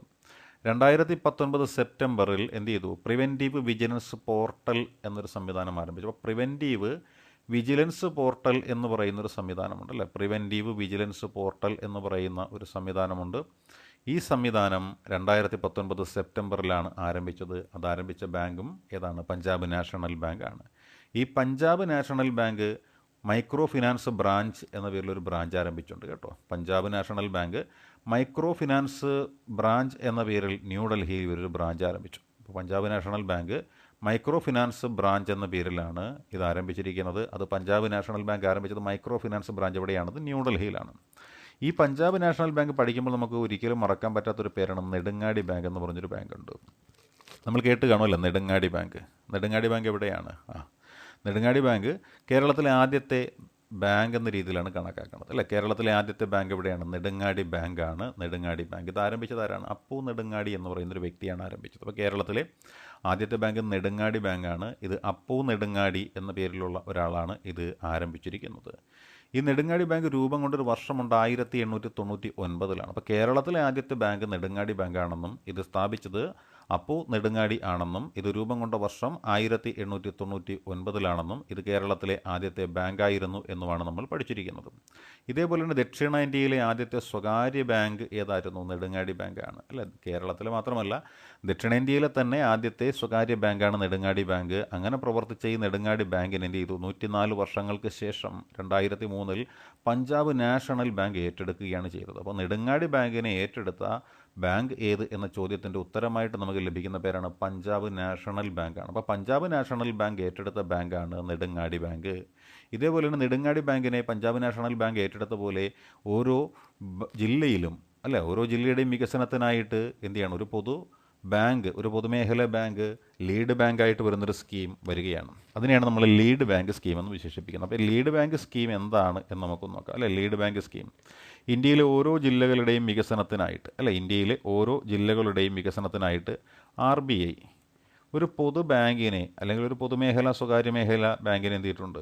ലീഡ് ബാങ്കായിട്ട് തിരഞ്ഞെടുത്തിട്ടുണ്ട്. അപ്പോൾ ഇന്ത്യയിലെ ഓരോ ജില്ലയുടെയും വികസനത്തിനായിട്ട് ഒരു ബാങ്കിനെ സ്വകാര്യ മേഖലയിൽ നിന്നോ പൊതുമേഖലയിൽ നിന്നോ ലീഡ് ബാങ്കായിട്ട് തിരഞ്ഞെടുക്കുന്നു. ആ ലീഡ് ബാങ്കാണ് ആ ജില്ലയിലെ ബാങ്കിങ് പ്രവർത്തനങ്ങൾക്ക് ചുക്കാൻ പിടിക്കുന്നത്. അപ്പോൾ ഇങ്ങനെ ഈ പറയുന്ന ഓരോ ജില്ലകളുടെ വികസനത്തിനായിട്ടാണ് RBI ഒരു ബാങ്കിനെ ലീഡ് ബാങ്കായി തിരഞ്ഞെടുത്തിരിക്കുന്നത്. ഈ നിർദ്ദേശം മുന്നോട്ട് വെച്ചതാരാണ്? RBI സ്റ്റഡി ഗ്രൂപ്പിൻ്റെ തലവനായിട്ടുണ്ടായിരുന്ന പ്രൊഫസർ DR ഗാഡ്ഗിലാണ് ലീഡ് ബാങ്ക് സ്കീം എന്ന ഒരു ആശയം മുന്നോട്ട് വയ്ക്കുന്നത്. അപ്പോൾ ലീഡ് ബാങ്ക് സ്കീം എന്ന ആശയം മുന്നോട്ട് വെച്ച വ്യക്തി ആര് എന്ന് ചോദിച്ചാൽ അത് വേറെ ആരുമല്ല, DR ഗാഡ്ഗിലാണ്. അപ്പോൾ DR ഗാഡ്ഗിലാണ് ഏതാശയം മുന്നോട്ട് വെച്ചത്? ഈ പറയുന്ന ലീഡ് ബാങ്ക് സ്കീം എന്ന് പറഞ്ഞ ആശയം മുന്നോട്ട് വെച്ചത്. അതനുസരിച്ച് 1969 ഡിസംബറിലാണ് ലീഡ് ബാങ്ക് സ്കീം RBI നടപ്പിലാക്കിയത്. അപ്പോൾ ലീഡ് ബാങ്ക് സ്കീം RBI നടപ്പിലാക്കിയത് എന്ന് ചോദിച്ചാൽ 1969 ഡിസംബറിലാണ് ലീഡ് ബാങ്ക് സ്കീം RBI നടപ്പിലാക്കിയിരിക്കുന്നത്. ഇനി നമുക്ക് നോക്കാം നമ്മുടെ കേരളത്തിലെ ലീഡ് ബാങ്കുകൾ ഏതെല്ലാമാണെന്നും അത് ഏതെല്ലാം ജില്ലകളിൽ പ്രവർത്തിക്കുന്നു എന്നും നമുക്കൊന്ന് നോക്കാം. തിരുവനന്തപുരം ജില്ലയിലെ ലീഡ് ബാങ്ക് ഏതെന്ന് ചോദിച്ചാൽ അതാണ് ഇന്ത്യൻ ഓവർസീസ് ബാങ്കാണ്. അപ്പോൾ ഇന്ത്യൻ ഓവർസീസ് ബാങ്കിനെയാണ് തിരുവനന്തപുരത്തെ ലീഡ് ബാങ്കായിട്ട് നിശ്ചയിച്ചിരിക്കുന്നത്. അതേപോലെ കൊല്ലത്തിൻ്റെ ലീഡ് ബാങ്ക് ഏത് എന്ന് ചോദിച്ചാൽ അതാണ് ഇന്ത്യൻ ബാങ്ക് എന്ന് പറയുന്നത്. അപ്പോൾ കൊല്ലം ജില്ലയിൽ ഇന്ത്യൻ ബാങ്കാണ് ലീഡ് ബാങ്കായി പ്രവർത്തിക്കുന്നത്. ഇനി പത്തനംതിട്ട എന്ന ജില്ല, ആലപ്പുഴ എന്ന ജില്ല, കോട്ടയം എന്ന ജില്ല. പത്തനംതിട്ട, ആലപ്പുഴ, കോട്ടയം ഈ 3 ജില്ലകൾക്കായിട്ട് ലീഡ് ബാങ്കിൻ്റെ റോൾ വഹിക്കുന്നത് ആരാണ്? അത് സ്റ്റേറ്റ് ബാങ്ക് ഓഫ് ഇന്ത്യയാണ്. State bank of India. അതേപോലെ ഇടുക്കി ജില്ല, അതേപോലെ മറ്റൊരു ജില്ലയാണ് എറണാകുളം ജില്ല. അപ്പോൾ ഇടുക്കി ജില്ലയ്ക്കും എറണാകുളം ജില്ലയ്ക്കും കോമൺ ആയിട്ട് ഒരു ബാങ്കാണ് ലീഡ് ബാങ്കായിട്ടുള്ളത്. ആ ബാങ്കിൻ്റെ പേരാണ് യൂണിയൻ ബാങ്ക് ഓഫ് ഇന്ത്യ. അങ്ങനെ യൂണിയൻ ബാങ്ക് ഓഫ് ഇന്ത്യ എന്ന് പറഞ്ഞൊരു ബാങ്ക് ഇടുക്കിയിലും എറണാകുളത്തും ഉണ്ട്. പിന്നെയോ തൃശ്ശൂർ അല്ലേ, തൃശ്ശൂർ, പാലക്കാട്, മലപ്പുറം, കോഴിക്കോട്, വയനാട് 5 ജില്ലകളുണ്ട് അല്ലേ. തൃശ്ശൂരുണ്ട്, പാലക്കാടുണ്ട്, മലപ്പുറമുണ്ട്, കോഴിക്കോടുണ്ട്, വയനാടുണ്ട്. ഈ 5 ജില്ലകളുടെയും ഉന്നമനത്തിനായിട്ട് അല്ലേ, ഈ 5 ജില്ലകളുടെയും ഉന്നമനത്തിനായിട്ട് ലീഡ് ബാങ്കായിട്ട് പ്രവർത്തിക്കുന്ന ഏതാണ്? കാനറ ബാങ്കാണ്. അപ്പോൾ കാനറ ബാങ്കാണ് ലീഡ് ബാങ്കായിട്ട് പ്രവർത്തിക്കുന്നത്. എവിടെ? തൃശ്ശൂർ, പാലക്കാട്, മലപ്പുറം, കോഴിക്കോട്, വയനാട് എന്നീ ജില്ലകളിൽ ലീഡ് ബാങ്കായിട്ട് പ്രവർത്തിക്കുന്നത് കാനറ ബാങ്കാണ്. അതുപോലെ കണ്ണൂരും കാസർഗോഡും ഉണ്ട് അല്ലേ. കണ്ണൂർ, കാസർഗോഡ്. അപ്പോൾ കണ്ണൂരിലും കാസർഗോഡിലും ലീഡ് ബാങ്കായിട്ട് പ്രവർത്തിക്കുന്നത് എന്താണ്? അത് സിൻഡിക്കേറ്റ് ബാങ്കാണ്. അപ്പോൾ സിൻഡിക്കേറ്റ് ബാങ്കാണ് കണ്ണൂരിലും കാസർഗോഡും ലീഡ് ബാങ്കായിട്ട് പ്രവർത്തിക്കുന്നത്. അപ്പോൾ കണ്ണൂരിലും കാസർഗോഡും ലീഡ് ബാങ്കായിട്ട് പ്രവർത്തിക്കുന്ന സ്ഥാപനം ഏത് എന്ന് ചോദിച്ചാൽ അത് സിൻഡിക്കേറ്റ് ബാങ്കാണ് എന്നോർത്തേക്കുക കേട്ടോ. ഗ്രാമീണ ബാങ്കുകൾ അഥവാ റീജിയണൽ റൂറൽ ബാങ്കുകൾ എന്താണ് എന്ന് നമുക്കൊന്ന് നോക്കാം അല്ലേ. ഗ്രാമീണ ബാങ്കുകൾ ഇന്ത്യയിൽ ഗ്രാമങ്ങളുടെ സാമ്പത്തിക വികസനത്തിനായിട്ട് ആരംഭിച്ച ബാങ്കുകൾ. ഇന്ത്യയിൽ ഗ്രാമങ്ങളുടെ സാമ്പത്തിക വികസനത്തിനായിട്ട് ആരംഭിച്ച ബാങ്കുകളെയാണ് നമ്മൾ ഗ്രാമീൺ ബാങ്കുകൾ അതല്ലെങ്കിൽ റീജിയണൽ റൂറൽ ബാങ്ക്സ് എന്ന് വിശേഷിപ്പിക്കുന്നത്. അപ്പോൾ ഇന്ത്യയിൽ ഗ്രാമങ്ങളുടെ സാമ്പത്തിക വികസനത്തിനായിട്ട് ആരംഭിച്ച ബാങ്കുകളെയാണ് ഗ്രാമീൺ ബാങ്കുകൾ അഥവാ റീജിയണൽ റൂറൽ ബാങ്കുകൾ എന്ന് പേരിട്ടുകൊണ്ട് നമ്മൾ വിശേഷിപ്പിക്കുന്നത്. അപ്പോൾ ഇന്ത്യയിൽ ഗ്രാമങ്ങളുടെ സാമ്പത്തിക വികസനത്തിനായിട്ട് ആരംഭിച്ച ബാങ്കുകളാണ് ഏത് ബാങ്കുകൾ? ഗ്രാമീണ ബാങ്കുകൾ അഥവാ റീജിയണൽ റൂറൽ ബാങ്കുകൾ. RRBകളുടെ അഥവാ ഗ്രാമീണ ബാങ്കുകളുടെ രൂപീകരണവുമായി ബന്ധപ്പെട്ട ഒരു കമ്മിറ്റിയുണ്ട്. ആ കമ്മിറ്റിയുടെ പേരാണ് നരസിംഹം കമ്മിറ്റി. RRBയുടെ രൂപീകരണവുമായി ബന്ധപ്പെട്ട കമ്മിറ്റിയുടെ പേരാണ് നരസിംഹം കമ്മിറ്റി എന്ന പേരിൽ അറിയപ്പെടുന്നത്. 1975 ഇന്ത്യയിൽ ഗ്രാമീണ ബാങ്കുകൾ സ്ഥാപിതമായത്. അപ്പോൾ ഇന്ത്യയിൽ ഗ്രാമീണ ബാങ്കുകൾ എന്ന് സ്ഥാപിതമായി 1975 ഇന്ത്യയിൽ ഗ്രാമീണ ബാങ്കുകൾ സ്ഥാപിതമായത്. ഗ്രാമീണ ബാങ്കുകളുടെ രൂപീകരണവുമായി ബന്ധപ്പെട്ട കമ്മിറ്റി ഏതാണ്? അത് നരസിംഹം കമ്മിറ്റിയാണ്. ഈ ഗ്രാമീണ ബാങ്കുകളുടെ ലക്ഷ്യമെന്താണ്? സാമ്പത്തിക വികസനത്തിനായിട്ട് ആരംഭിച്ച ബാങ്കാണ്. ആരുടെ? ഈ ഗ്രാമങ്ങളുടെ സാമ്പത്തിക വികസനത്തിനായിട്ട് ആരംഭിച്ച ബാങ്കാണ് റീജിയണൽ റൂറൽ ബാങ്കുകൾ എന്ന് നമ്മൾ മനസ്സിലാക്കി. ഈ റീജിയണൽ റൂറൽ ബാങ്ക്സ് അല്ലെങ്കിൽ ഗ്രാമീണ ബാങ്കുകളുടെ ഒരു പ്രവർത്തന തത്വമുണ്ട്. അവരുടെ പ്രവർത്തന തത്വം എന്ന് പറയുന്നത് 1976 റീജിയണൽ റൂറൽ ബാങ്ക് ആക്ടിൻ്റെ അടിസ്ഥാനത്തിലാണ്. 1976 റീജിയണൽ റൂറൽ ബാങ്ക് ആക്ടിൻ്റെ അടിസ്ഥാനത്തിലാണ് 1976 റീജിയണൽ റൂറൽ ബാങ്ക്സ് ആക്ടിൻ്റെ അടിസ്ഥാനത്തിലാണ് ഇന്ത്യയിലെ ഗ്രാമീണ ബാങ്കുകൾ പ്രവർത്തിക്കുന്നത്. ഇനിയോ കേന്ദ്ര സർക്കാർ സ്പോൺസർ ബാങ്ക്, പ്രസ്തുത സംസ്ഥാന സർക്കാർ എന്നിവ സംയുക്തമായിട്ടാണ് ഒരു ഗ്രാമീൺ ബാങ്ക് സംവിധാനം നിയന്ത്രിക്കുന്നത്. അപ്പോൾ ഗ്രാമീണ ബാങ്ക് സംവിധാനം നിയന്ത്രിക്കുന്നത് ആരെല്ലാം ചേർന്നാണ്? അതിനൊരു കേന്ദ്ര സർക്കാർ ഉണ്ടാവും, ഒരു സ്പോൺസർ ബാങ്ക് ഉണ്ടാവും, ഒരു സംസ്ഥാന സർക്കാരിൻ്റെ സംരംഭവുമാണിത്. അതായത് 3 പേരാണുള്ളത്. ഇവർ 3 പേരും ഷെയർ ഇടും. അതായത് ഒരു ഗ്രാമീൺ ബാങ്കിൽ 50% എന്ന് പറയുന്നത് കേന്ദ്ര സർക്കാരിൻ്റെതാണ്. 50% ഷെയർ കേന്ദ്ര സർക്കാരിൻ്റെത്. 35% എന്ന് പറയുന്നത് സ്പോൺസർ ചെയ്യുന്ന ബാങ്കിൻ്റെത്. അതേപോലെ 15% എന്ന് പറയുന്നത് ഏതാണ്? സംസ്ഥാന സർക്കാരിൻ്റെതാണ്. അപ്പോൾ ഇങ്ങനെയാണ് ഒരു ഗ്രാമീൺ ബാങ്കിലെ ഓഹരി ഷെയറിംഗ് എന്ന് പറയുന്നത്. ഇനി അതേപോലെ നമ്മൾ നോക്കിയാൽ ഇന്ത്യയിൽ തന്നെ ആദ്യമായിട്ട് രൂപീകരിക്കപ്പെട്ടൊരു ഗ്രാമീൺ ബാങ്കുണ്ട് അല്ലേ? ഇന്ത്യയിലെ ആദ്യത്തെ ഗ്രാമീൺ ബാങ്കിൻ്റെ പേരെന്താണ്? അത് പ്രഥമ ഗ്രാമീൺ ബാങ്കാണ്. അപ്പോൾ ഇന്ത്യയിൽ ആദ്യമായിട്ട് രൂപീകരിച്ച ഗ്രാമീണ ബാങ്കിൻ്റെ പേരാണ് പ്രഥമ ഗ്രാമീൺ ബാങ്ക്. അത് സ്ഥാപിക്കപ്പെട്ടിരിക്കുന്നത് ഉത്തർപ്രദേശിലാണ്, മൊറാദാബാദിലാണ്. ഉത്തർപ്രദേശിലെ മൊറാദാബാദിലാണ് പ്രഥമ ഗ്രാമീൺ ബാങ്ക് എന്ന പേരിൽ ഇന്ത്യയിലെ ആദ്യത്തെ ഗ്രാമീണ ബാങ്ക്. ഓർക്കാൻ എളുപ്പമാണല്ലോ. പ്രഥമ ഗ്രാമീൺ ബാങ്ക് എവിടെ സ്ഥിതി ചെയ്യുന്നു? അത് യു പിയിലാണ്, മൊറാദാബാദിലാണ്. പ്രത്യേകത എന്താണ്? ഇന്ത്യയിലെ ആദ്യത്തെ ഗ്രാമീണ ബാങ്കാണ് നമുക്ക് പറയാൻ പറ്റും. അതേപോലെ തന്നെ കേരള ഗ്രാമീൺ ബാങ്ക് നമ്മുടെ പേരിൽ അല്ലേ, നമ്മുടെ സംസ്ഥാനത്തിൻ്റെ പേരിൽ ഒരു ബാങ്ക് ഉണ്ട്. അതാണ് കേരള ഗ്രാമീൺ ബാങ്ക് എന്ന് പറയുന്നത്. ഈ കേരള ഗ്രാമീൺ ബാങ്കാണ് ഇന്ത്യയിലെ ഏറ്റവും വലിയ ഗ്രാമീൺ ബാങ്ക് എന്ന് പറയുന്നത്. അപ്പോൾ ഇന്ത്യയിലെ ഏറ്റവും വലിയ ഗ്രാമീൺ ബാങ്ക് ഏതാണ്? അത് കേരള ഗ്രാമീൺ ബാങ്കാണ് ഇന്ത്യയിലെ ഏറ്റവും വലിയ ഗ്രാമീൺ ബാങ്ക്. 2013 ജൂലൈ 8-നാണ് കേരള ഗ്രാമീൺ ബാങ്ക് രൂപീകരിച്ചിരിക്കുന്നത് അല്ലേ? 2013 ജൂലൈ 8-നാണ് കേരള ഗ്രാമീൺ ബാങ്ക് രൂപീകരിക്കപ്പെട്ടത്. കേരളത്തിൽ നോർത്ത് മലബാർ ഗ്രാമീൺ ബാങ്ക് അല്ലേ, നമ്മൾ കേട്ടിട്ടുള്ളതാണ്. കേരളത്തിൽ നോർത്ത് മലബാർ ഗ്രാമീൺ ബാങ്ക് ഉണ്ട്. അതേപോലെ സൗത്ത് മലബാർ ഗ്രാമീൺ ബാങ്കും ഉണ്ട്. അപ്പോൾ കേരളത്തിൽ നോർത്ത് മലബാർ ഗ്രാമീൺ ബാങ്കും ഉണ്ട്, സൗത്ത് മലബാർ ഗ്രാമീൺ ബാങ്കും ഉണ്ട് അല്ലേ? അപ്പം കേരളത്തിൽ നോർത്ത് മലബാർ ഗ്രാമീൺ ബാങ്കും സൗത്ത് മലബാർ ഗ്രാമീൺ ബാങ്കും ഇത് രണ്ടും കൂടി ലയിച്ചു ചേർന്നപ്പോഴാണ് കേരള ഗ്രാമീൺ ബാങ്ക് ഉണ്ടായത്. അപ്പോൾ കേരള ഗ്രാമീൺ ബാങ്ക് എങ്ങനെയുണ്ടായി? നോർത്ത് മലബാർ ഗ്രാമീൺ ബാങ്കും സൗത്ത് മലബാർ ഗ്രാമീൺ ബാങ്കും തമ്മിൽ ലയിച്ചിട്ടാണ് കേരള ഗ്രാമീൺ ബാങ്ക് ഉണ്ടായത്. ഈ കേരള ഗ്രാമീൺ ബാങ്കിന് എന്തുണ്ട്? ഒരു ആപ്തവാക്യമുണ്ട്. അതാണ് ഏതെന്ന് പറയുന്നത്?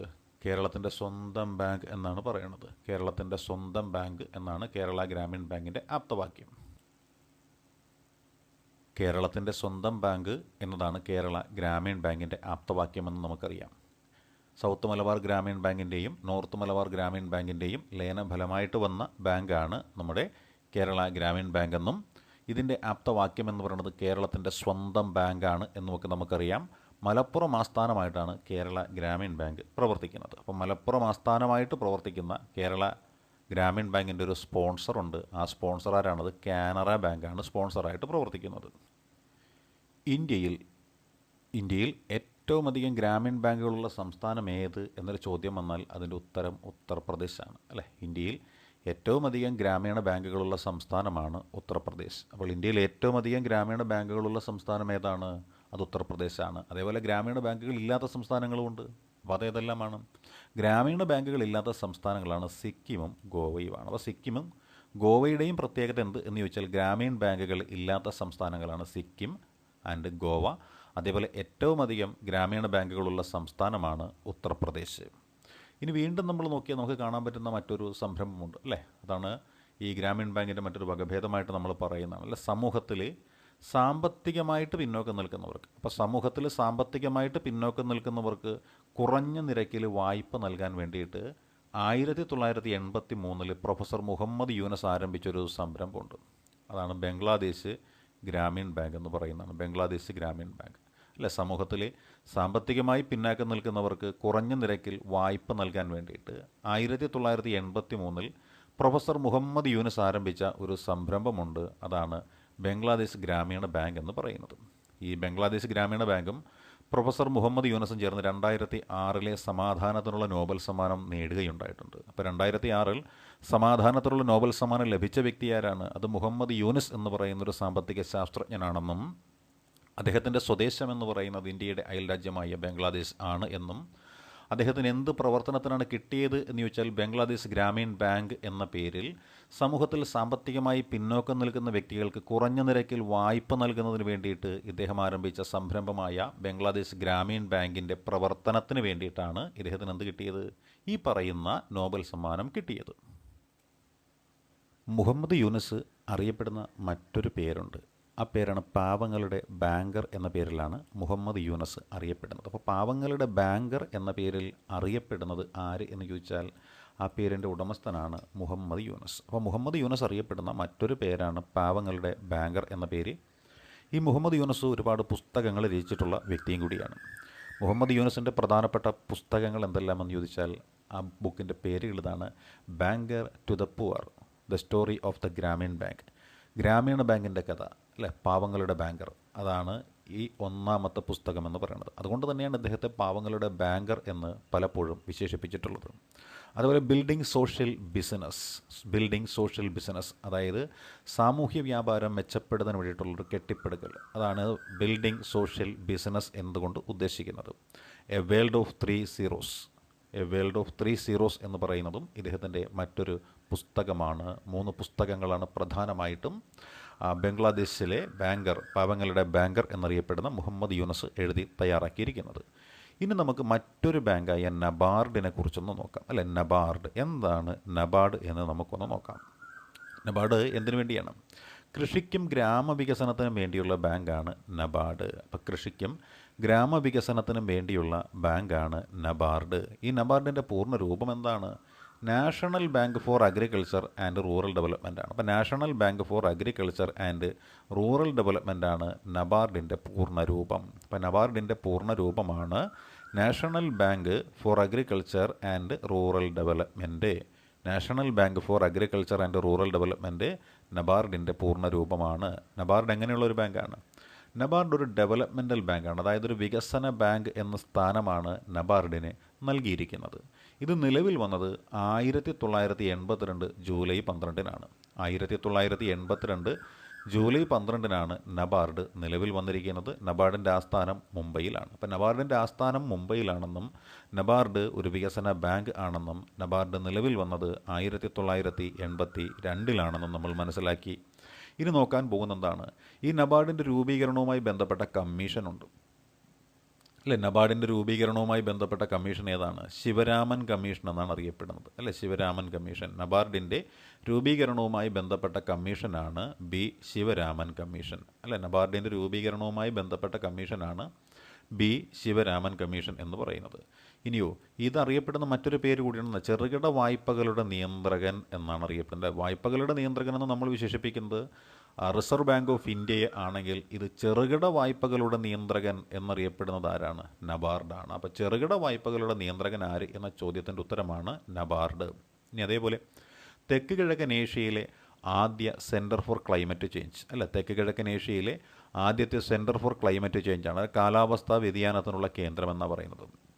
Climate change, centre for climate change എന്നറിയപ്പെടുന്ന തെക്ക് കിഴക്കൻ ഏഷ്യയിലെ ആദ്യത്തെ സെൻറ്റർ ഫോർ ക്ലൈമറ്റ് ചേഞ്ച് എവിടെയാണ് സ്ഥാപിച്ചത്? ലക്നൌവിലാണ് സ്ഥാപിച്ചിരിക്കുന്നത്. ഇത് സ്ഥാപിക്കാൻ മുൻകൈ എടുത്തത് നബാർഡാണ്. അപ്പോൾ തെക്ക് കിഴക്കൻ ഏഷ്യയിലെ ആദ്യത്തെ സെൻറ്റർ ഫോർ ക്ലൈമാറ്റിക് ചേഞ്ച് എന്ന് പറയുന്നത് നബാർഡ് സ്ഥാപിച്ചതാണ്. അത് ലക്നൌവിലാണ്. ഇനി കേരളത്തിൽ നബാർഡിൻ്റെ റീജിയണൽ ഓഫീസ് എവിടെയാണ് സ്ഥിതി ചെയ്യുന്നത് എന്ന് നമുക്കൊന്ന് നോക്കാം. അല്ലേ, കേരളത്തിൽ നബാർഡിൻ്റെ റീജിയണൽ ഓഫീസ് സ്ഥിതി ചെയ്യുന്ന സ്ഥലമെന്ന് പറയുന്നത് തിരുവനന്തപുരമാണ്. ഇപ്പോൾ കേരളത്തിൽ തിരുവനന്തപുരത്താണ് നബാർഡിൻ്റെ റീജിയണൽ ഓഫീസ് സ്ഥിതി ചെയ്യുന്നത്. ഇപ്പോൾ നബാർഡിൻ്റെ റീജിയണൽ ഓഫീസ് സ്ഥിതി ചെയ്യുന്നത് തിരുവനന്തപുരത്താണ്. അതേപോലെ തന്നെ തിരുവനന്തപുരത്ത് നബാർഡിൻ്റെ ഓഫീസുണ്ട് എന്ന് നമ്മൾ മനസ്സിലാക്കുക കേട്ടോ. ഇനി നമ്മൾ നോക്കാൻ പോകുന്ന മറ്റൊരു സംഭവത്തെക്കുറിച്ചാണ്. അതിൻ്റെ പേരാണ് റൂറൽ ഇൻഫ്രാസ്ട്രക്ചർ ഡെവലപ്മെൻറ്റ് ഫണ്ട് എന്ന് പറയുന്നതാണ്. നബാർഡിൻ്റെ നേതൃത്വത്തിലുള്ളൊരു ഫണ്ടാണ് കേട്ടോ ഇത്.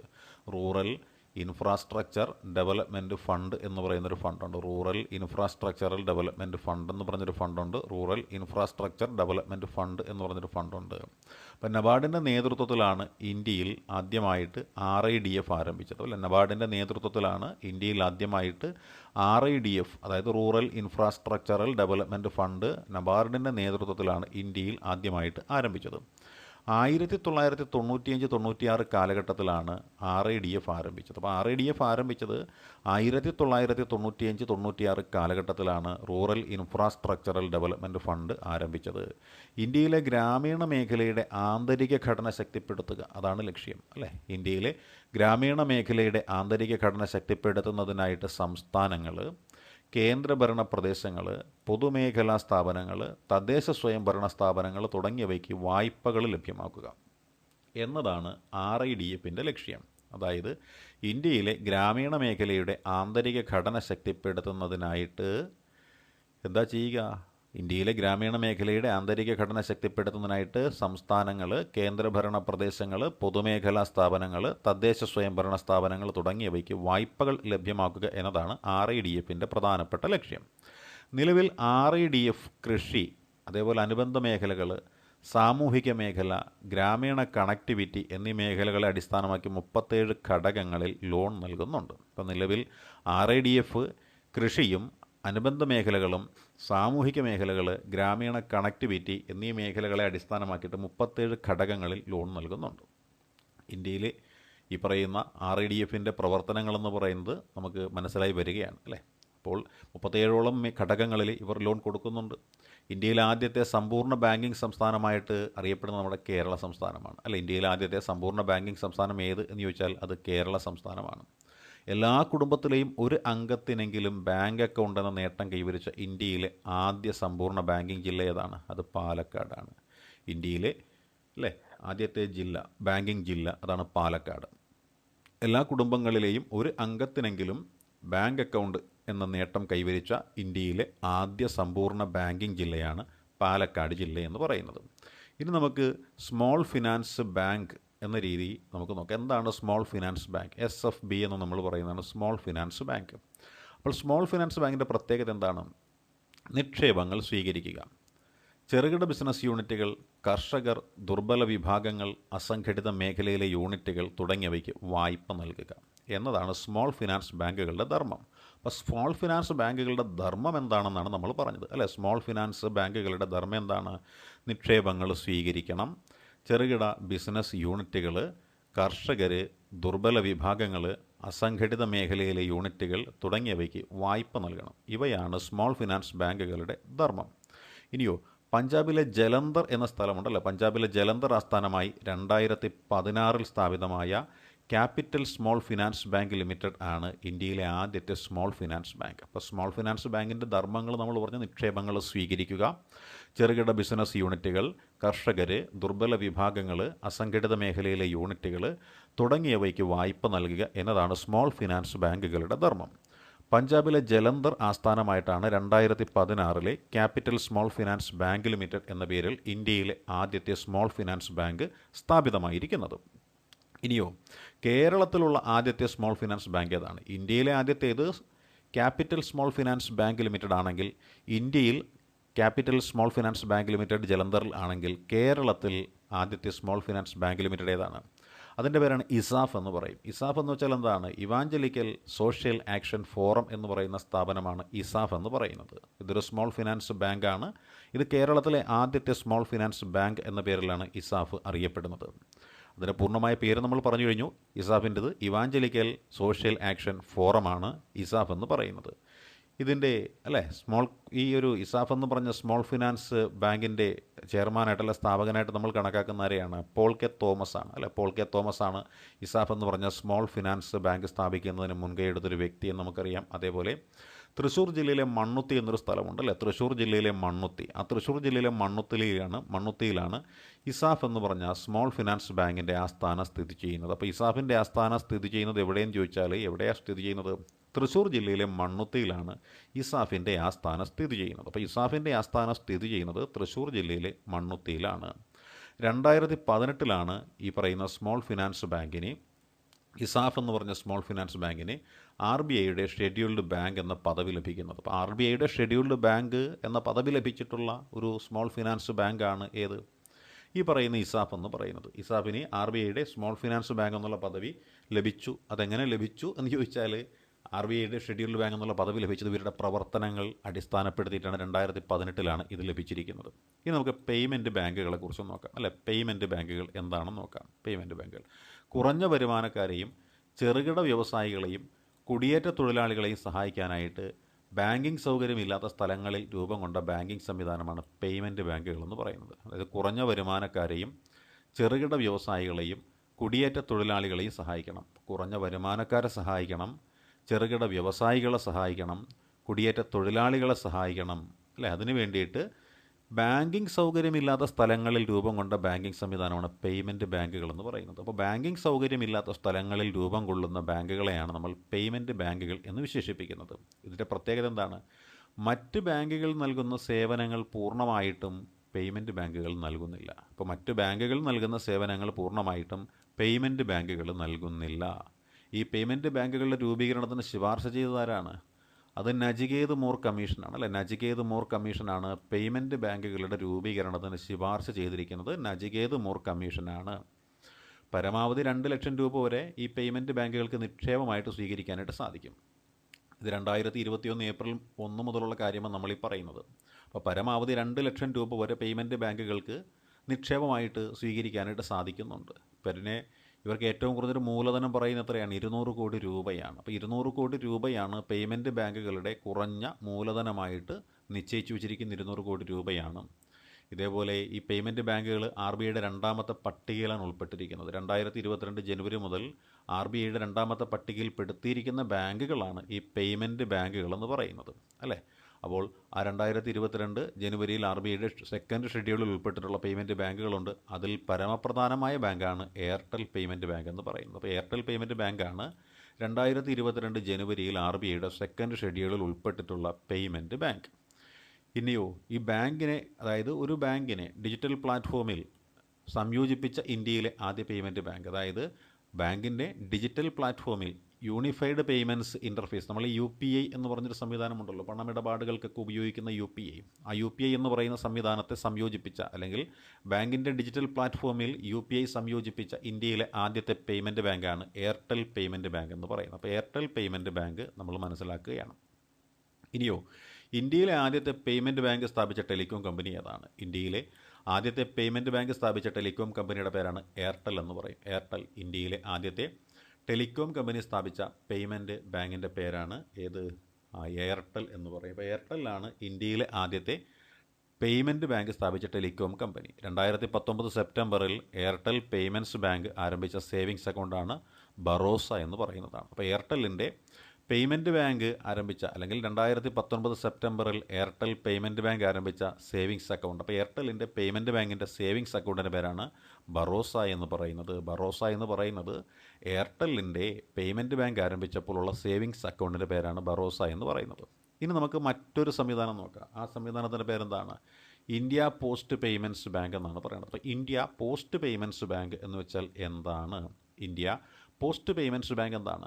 കേന്ദ്ര പോസ്റ്റൽ വകുപ്പിൻ്റെ കീഴിൽ പ്രവർത്തിക്കുന്ന ബാങ്കിങ് സ്ഥാപനം അല്ലെ. കേന്ദ്ര പോസ്റ്റൽ വകുപ്പിൻ്റെ കീഴിൽ പ്രവർത്തിക്കുന്ന ബാങ്കിങ് സ്ഥാപനമാണ് ഇന്ത്യ പോസ്റ്റ് പേയ്മെൻറ്റ് ബാങ്ക് എന്ന പേരിൽ അറിയപ്പെടുന്നത്. കേന്ദ്ര പോസ്റ്റൽ വകുപ്പിൻ്റെ കീഴിൽ പ്രവർത്തിക്കുന്ന ബാങ്കിങ് സ്ഥാപനമാണ് ഇന്ത്യ പോസ്റ്റ് പേയ്മെൻറ്റ് ബാങ്ക് എന്ന പേരിൽ അറിയപ്പെടുന്നത്. പരീക്ഷണാടിസ്ഥാനത്തിൽ ഇന്ത്യ പോസ്റ്റ് പേയ്മെൻറ്റ് ബാങ്കുകൾ സ്ഥാപിതമായത് റാഞ്ചി, റായ്പൂർ എന്നീ സ്ഥലങ്ങളിലാണ് അല്ലെ. റാഞ്ചി, റായ്പൂർ എന്നീ നഗരങ്ങളിലാണ് ഈ പറയുന്ന ഇന്ത്യൻ പോസ്റ്റ് പേയ്മെൻറ്റ് ബാങ്ക് സ്ഥാപിതമായിരിക്കുന്നത്. 2018 സെപ്റ്റംബറിലാണ് ന്യൂഡൽഹി ആസ്ഥാനമായിട്ട് ഇന്ത്യൻ പോസ്റ്റ് പേയ്മെൻറ്റ് ബാങ്കുകൾ നിലവിൽ വരുന്നത് അല്ലേ. 2018 സെപ്റ്റംബർ 1 ന്യൂഡൽഹി ആസ്ഥാനമായിട്ട് ഇന്ത്യൻ പോസ്റ്റ് പേയ്മെൻറ്റ് ബാങ്കുകൾ നിലവിൽ വരുന്നത്. അതേപോലെ ATM കാർഡ്, ഡെബിറ്റ് കാർഡ് എന്നിവയ്ക്ക് പകരം ഈ ഇന്ത്യ പോസ്റ്റ് പേയ്മെൻറ്റ് ബാങ്ക് കൊണ്ടുവന്ന സംവിധാനമാണ് QR കാർഡ് എന്ന് പറയുന്നൊരു സംവിധാനമുണ്ട്. അപ്പോൾ ATM കാർഡിനും ഡെബിറ്റ് കാർഡിനും പകരമായിട്ട് ഇന്ത്യ പോസ്റ്റ് പേയ്മെൻറ്റ് ബാങ്ക് കൊണ്ടുവന്ന സംവിധാനത്തിനെയാണ് നമ്മൾ QR കോഡ് എന്ന് വിശേഷിപ്പിക്കുന്നത്. QR code. ഇനി നമുക്ക് ഈ ബാങ്കിങ് മേഖലയുമായി ബന്ധപ്പെട്ടുകൊണ്ട് കൂടുതൽ അറിവുകൾ ലഭിക്കുന്ന കുറച്ച് കാര്യങ്ങളൊന്ന് പഠിക്കാം. ബാങ്കിങ് മേഖലയുമായി ബന്ധപ്പെട്ടിട്ടുള്ള കൂടുതൽ അറിവുകളിലേക്ക് നമുക്കൊന്ന് കടക്കാം. അപ്പോൾ അതിൽ ആദ്യമായി നമ്മൾ നോക്കുന്നത് എന്താണ്? നമ്മൾ HDFC ബാങ്കിന് കിട്ടിയ ഒരു പ്രത്യേകതയെക്കുറിച്ചാണ് നമ്മൾ ആദ്യം മനസ്സിലാക്കാൻ ശ്രമിക്കുന്നത്. അതായത് 2021 കോൺഫെഡറേഷൻ ഓഫ് ഇൻഡസ്ട്രി, അതായത് കോൺഫെഡറേഷൻ ഓഫ് ഇൻഡസ്ട്രിയുടെ ഡിജിറ്റൽ ട്രാൻസ്ഫോർമേഷൻ അവാർഡ് ലഭിച്ചു അല്ലേ. 2021 കോൺഫെഡറേഷൻ ഓഫ് ഇന്ത്യൻ ഇൻഡസ്ട്രിയുടെ ഡിജിറ്റൽ ട്രാൻസ്ഫോർമേഷൻ അവാർഡ് ലഭിച്ചു. മോസ്റ്റ് ഇന്നവേറ്റീവ് ബെസ്റ്റ് പ്രാക്ടീസ് വിഭാഗത്തിലാണ് ഇത് നേടിയത്. മോസ്റ്റ് ഇന്നവേറ്റീവ് ബെസ്റ്റ് പ്രാക്ടീസ് വിഭാഗത്തിലാണ് HDFC bank 2021 confederation of Indian ഇൻഡസ്ട്രിയുടെ ഡിജിറ്റൽ ട്രാൻസ്ഫോർമേഷൻ അവാർഡ് നേടിയത്. 2021 ഡിസംബറിൽ റിസർവ് ബാങ്കിൻ്റെ ഏജൻസി ബാങ്കായി കാത്തലിക് സിറിയൻ ബാങ്കിനെ തിരഞ്ഞെടുക്കുകയാണ്. അപ്പോൾ 2021 റിസർവ് ബാങ്കിൻ്റെ ഏജൻസി ബാങ്കായിട്ട് തിരഞ്ഞെടുക്കപ്പെട്ട ബാങ്കാണ് കാത്തലിക് സിറിയൻ ബാങ്ക്. ലോകത്തിൻ്റെ ആദ്യത്തെ മർച്ചൻ്റ് ഷെയർ ഹോൾഡിംഗ് പ്രോഗ്രാം ആരംഭിച്ച കമ്പനിയാണ് ഭാരത് പേ. ലോകത്തിൽ ആദ്യത്തെ മർച്ചൻ്റ് ഷെയർ ഹോൾഡിംഗ് പ്രോഗ്രാം ആരംഭിച്ച കമ്പനിയുടെ പേരാണ് ഭാരത് പേ. സെൻട്രൽ ബാങ്ക് ഓഫ് ഇന്ത്യയാണ് സ്വദേശി ബാങ്ക് എന്ന പേരിൽ അറിയപ്പെടുന്നത്. അപ്പോൾ സ്വദേശി ബാങ്ക് എന്ന പേരിൽ അറിയപ്പെടുന്നത് സെൻട്രൽ ബാങ്ക് ഓഫ് ഇന്ത്യയാണ്. സെൻട്രൽ ബാങ്ക് ഓഫ് ഇന്ത്യയാണ് സ്വദേശി ബാങ്ക് എന്ന പേരിൽ അറിയപ്പെടുന്നത്. അപ്പോൾ സ്വദേശി ബാങ്ക് എന്ന പേരിൽ അറിയപ്പെടുന്നത് സെൻട്രൽ ബാങ്ക് ഓഫ് ഇന്ത്യയാണ്. സെൻട്രൽ ബാങ്ക് ഓഫ് ഇന്ത്യയാണ് ക്രെഡിറ്റ് കാർഡ് ആരംഭിച്ച ആദ്യത്തെ ബാങ്ക്. സെൻട്രൽ ബാങ്ക് ഓഫ് ഇന്ത്യയാണ് ക്രെഡിറ്റ് കാർഡ് ആരംഭിച്ച ആദ്യത്തെ ബാങ്കാണ് സെൻട്രൽ ബാങ്ക് ഓഫ് ഇന്ത്യ. ഇന്ത്യയിൽ ഏറ്റവും കൂടുതൽ ബാങ്ക് ശാഖകളുള്ള പൊതുമേഖലാ ബാങ്കാണ് സ്റ്റേറ്റ് ബാങ്ക് ഓഫ് ഇന്ത്യ. ഇന്ത്യയിൽ ഏറ്റവും കൂടുതൽ ബാങ്ക് ശാഖകളുള്ള പൊതുമേഖലാ ബാങ്കാണ് സ്റ്റേറ്റ് ബാങ്ക് ഓഫ് ഇന്ത്യ എന്ന് പറയുന്നത്. ഇന്ത്യയിൽ ഏറ്റവും കുറവ് ബാങ്ക് ശാഖകളുള്ള പൊതുമേഖലാ ബാങ്ക് ഏതാണ്? അത് പഞ്ചാബ് ആൻഡ് സിന്ധ് ബാങ്കാണ്. അപ്പോൾ ഏറ്റവും കൂടുതൽ ബ്രാഞ്ചുകളുള്ള പൊതുമേഖലാ ബാങ്ക് എന്ന് പറയുന്നത് SBI ആണെങ്കിൽ ഏറ്റവും കുറവ് ബാങ്ക് ശാഖകളുള്ള പൊതുമേഖലാ ബാങ്ക് എന്ന് പറയുന്നത് പഞ്ചാബ് ആൻഡ് സിന്ധ് ബാങ്കാണ്. അതേപോലെ ഇന്ത്യയിൽ ഏറ്റവും കൂടുതൽ ATM ഉള്ള പൊതുമേഖലാ ബാങ്ക് ഏതാണ്? സ്റ്റേറ്റ് ബാങ്ക് ഓഫ് ഇന്ത്യയാണ്. ഇന്ത്യയിൽ ഏറ്റവും കൂടുതൽ ATM ഉള്ള പൊതുമേഖലാ ബാങ്ക് ഏതാണ്? സ്റ്റേറ്റ് ബാങ്ക് ഓഫ് ഇന്ത്യയാണ്. ഏറ്റവും കൂടുതൽ ബ്രാഞ്ച് ഉള്ളത് SBIക്കാണ്. ഏറ്റവും കൂടുതൽ ATM ഉള്ളത് ആർക്കാണ്? SBIക്ക് തന്നെയാണ്. ഏറ്റവും കുറവ് ആർക്കാണ്? പഞ്ചാബ് ആൻഡ് സിന്ധ് ബാങ്കിനാണ്. ബ്രാഞ്ച് കൂടുതലുള്ളതും ATM കൂടുതലുള്ളതും ആർക്കാണ്? SBIക്കാണ്. എന്നാൽ ബ്രാഞ്ചുകൾ കുറവും ATM കുറവുമുള്ളത് ആർക്കാണ്? പഞ്ചാബ് ആൻഡ് സിന്ധ് ബാങ്കിനാണ്. ഇനി അതേപോലെ നോക്കിയാലോ, ഇന്ത്യയിൽ ഏറ്റവും കൂടുതൽ ബാങ്ക് ശാഖകളുള്ള സ്വകാര്യ ബാങ്കാണ് HDFC ബാങ്ക്. ഇന്ത്യയിൽ ഏറ്റവും കൂടുതൽ ബാങ്ക് ശാഖകളുള്ള സ്വകാര്യ ബാങ്കാണ് HDFC ബാങ്ക്. കുറവ് എന്ന് പറയുന്നത് നൈനിറ്റാൽ ബാങ്കിനുമാണ്. ഇത് സ്വകാര്യ ബാങ്കിൻ്റെ കാര്യമാണ് നമ്മൾ പഠിക്കുന്നത്. ഇന്ത്യയിൽ ഏറ്റവും കൂടുതൽ ബാങ്ക് ശാഖകളുള്ള സ്വകാര്യ ബാങ്ക് HDFC ബാങ്കും കുറവ് നൈനിറ്റാൽ ബാങ്കുമാണെന്ന് നമുക്കറിയാം. അതേപോലെ ഇന്ത്യയിൽ ഏറ്റവും കൂടുതൽ ATM ഉള്ള സ്വകാര്യ ബാങ്ക് ഇന്ത്യയിൽ ഏറ്റവും കൂടുതൽ ATM ഉള്ള സ്വകാര്യ ബാങ്ക് ICICI ബാങ്കാണ്. ഇന്ത്യയിൽ ഏറ്റവും കൂടുതൽ ATM ഉള്ള സ്വകാര്യ ബാങ്ക് ഏതാണ്? അത് ICICI ബാങ്കാണ്. ഏറ്റവും കുറവുള്ളതോ? അത് കാത്തലിക് സിറിയൻ ബാങ്കാണ്. ഏറ്റവും കൂടുതൽ ശാഖകളുള്ളത് ICICI ബാങ്കിനും ഇന്ത്യയിൽ ഏറ്റവും കൂടുതൽ ATM ഉള്ള സ്വകാര്യ ബാങ്ക്, ഇന്ത്യയിൽ ഏറ്റവും കൂടുതൽ ATM ആണ് കേട്ടോ. ഇന്ത്യയിൽ ഏറ്റവും കൂടുതൽ ATM ഉള്ള സ്വകാര്യ ബാങ്ക് ICICI ബാങ്കാണെങ്കിൽ ഇന്ത്യയിൽ ഏറ്റവും കൂടുതൽ ബ്രാഞ്ചുകളുള്ളത് HDFC ബാങ്കിനാണ്. അതേപോലെ ഇന്ത്യയിൽ ഏറ്റവും കൂടുതൽ ATM ഉള്ളത് ICICI ബാങ്കിനാണ്. എങ്കിൽ ഏറ്റവും കുറവ് ATM ഉള്ളത് ഏതാണ്? കാത്തലിക് സിറിയൻ ബാങ്കിനാണ്. Catholic Syrian bank. അതേപോലെ ഇന്ത്യയിൽ ഏറ്റവും കുറവ് ബ്രാഞ്ചുകളുള്ളത് നൈനിറ്റാൽ ബാങ്കിനുമാണ്. ATM ഇല്ലാത്ത സ്വകാര്യ ബാങ്ക് ഏതാണ്? അത് നൈനിറ്റാൽ ബാങ്ക്. ATM ഇല്ല ആർക്ക്? ഈ പറയുന്ന നൈനിറ്റാൽ ബാങ്കിന് കേട്ടോ. ഇനി അടുത്ത ബാങ്കിൻ്റെ കാര്യത്തിലേക്ക് നമ്മൾ കിടന്നാൽ ആ ബാങ്കിൻ്റെ പേരാണ് സൗത്ത് ഇന്ത്യൻ ബാങ്ക് എന്നാണ് പറയുന്നത്. South Indian bank. അപ്പോൾ സൗത്ത് ഇന്ത്യൻ ബാങ്കിൻ്റെ പ്രത്യേകത എന്താണ്?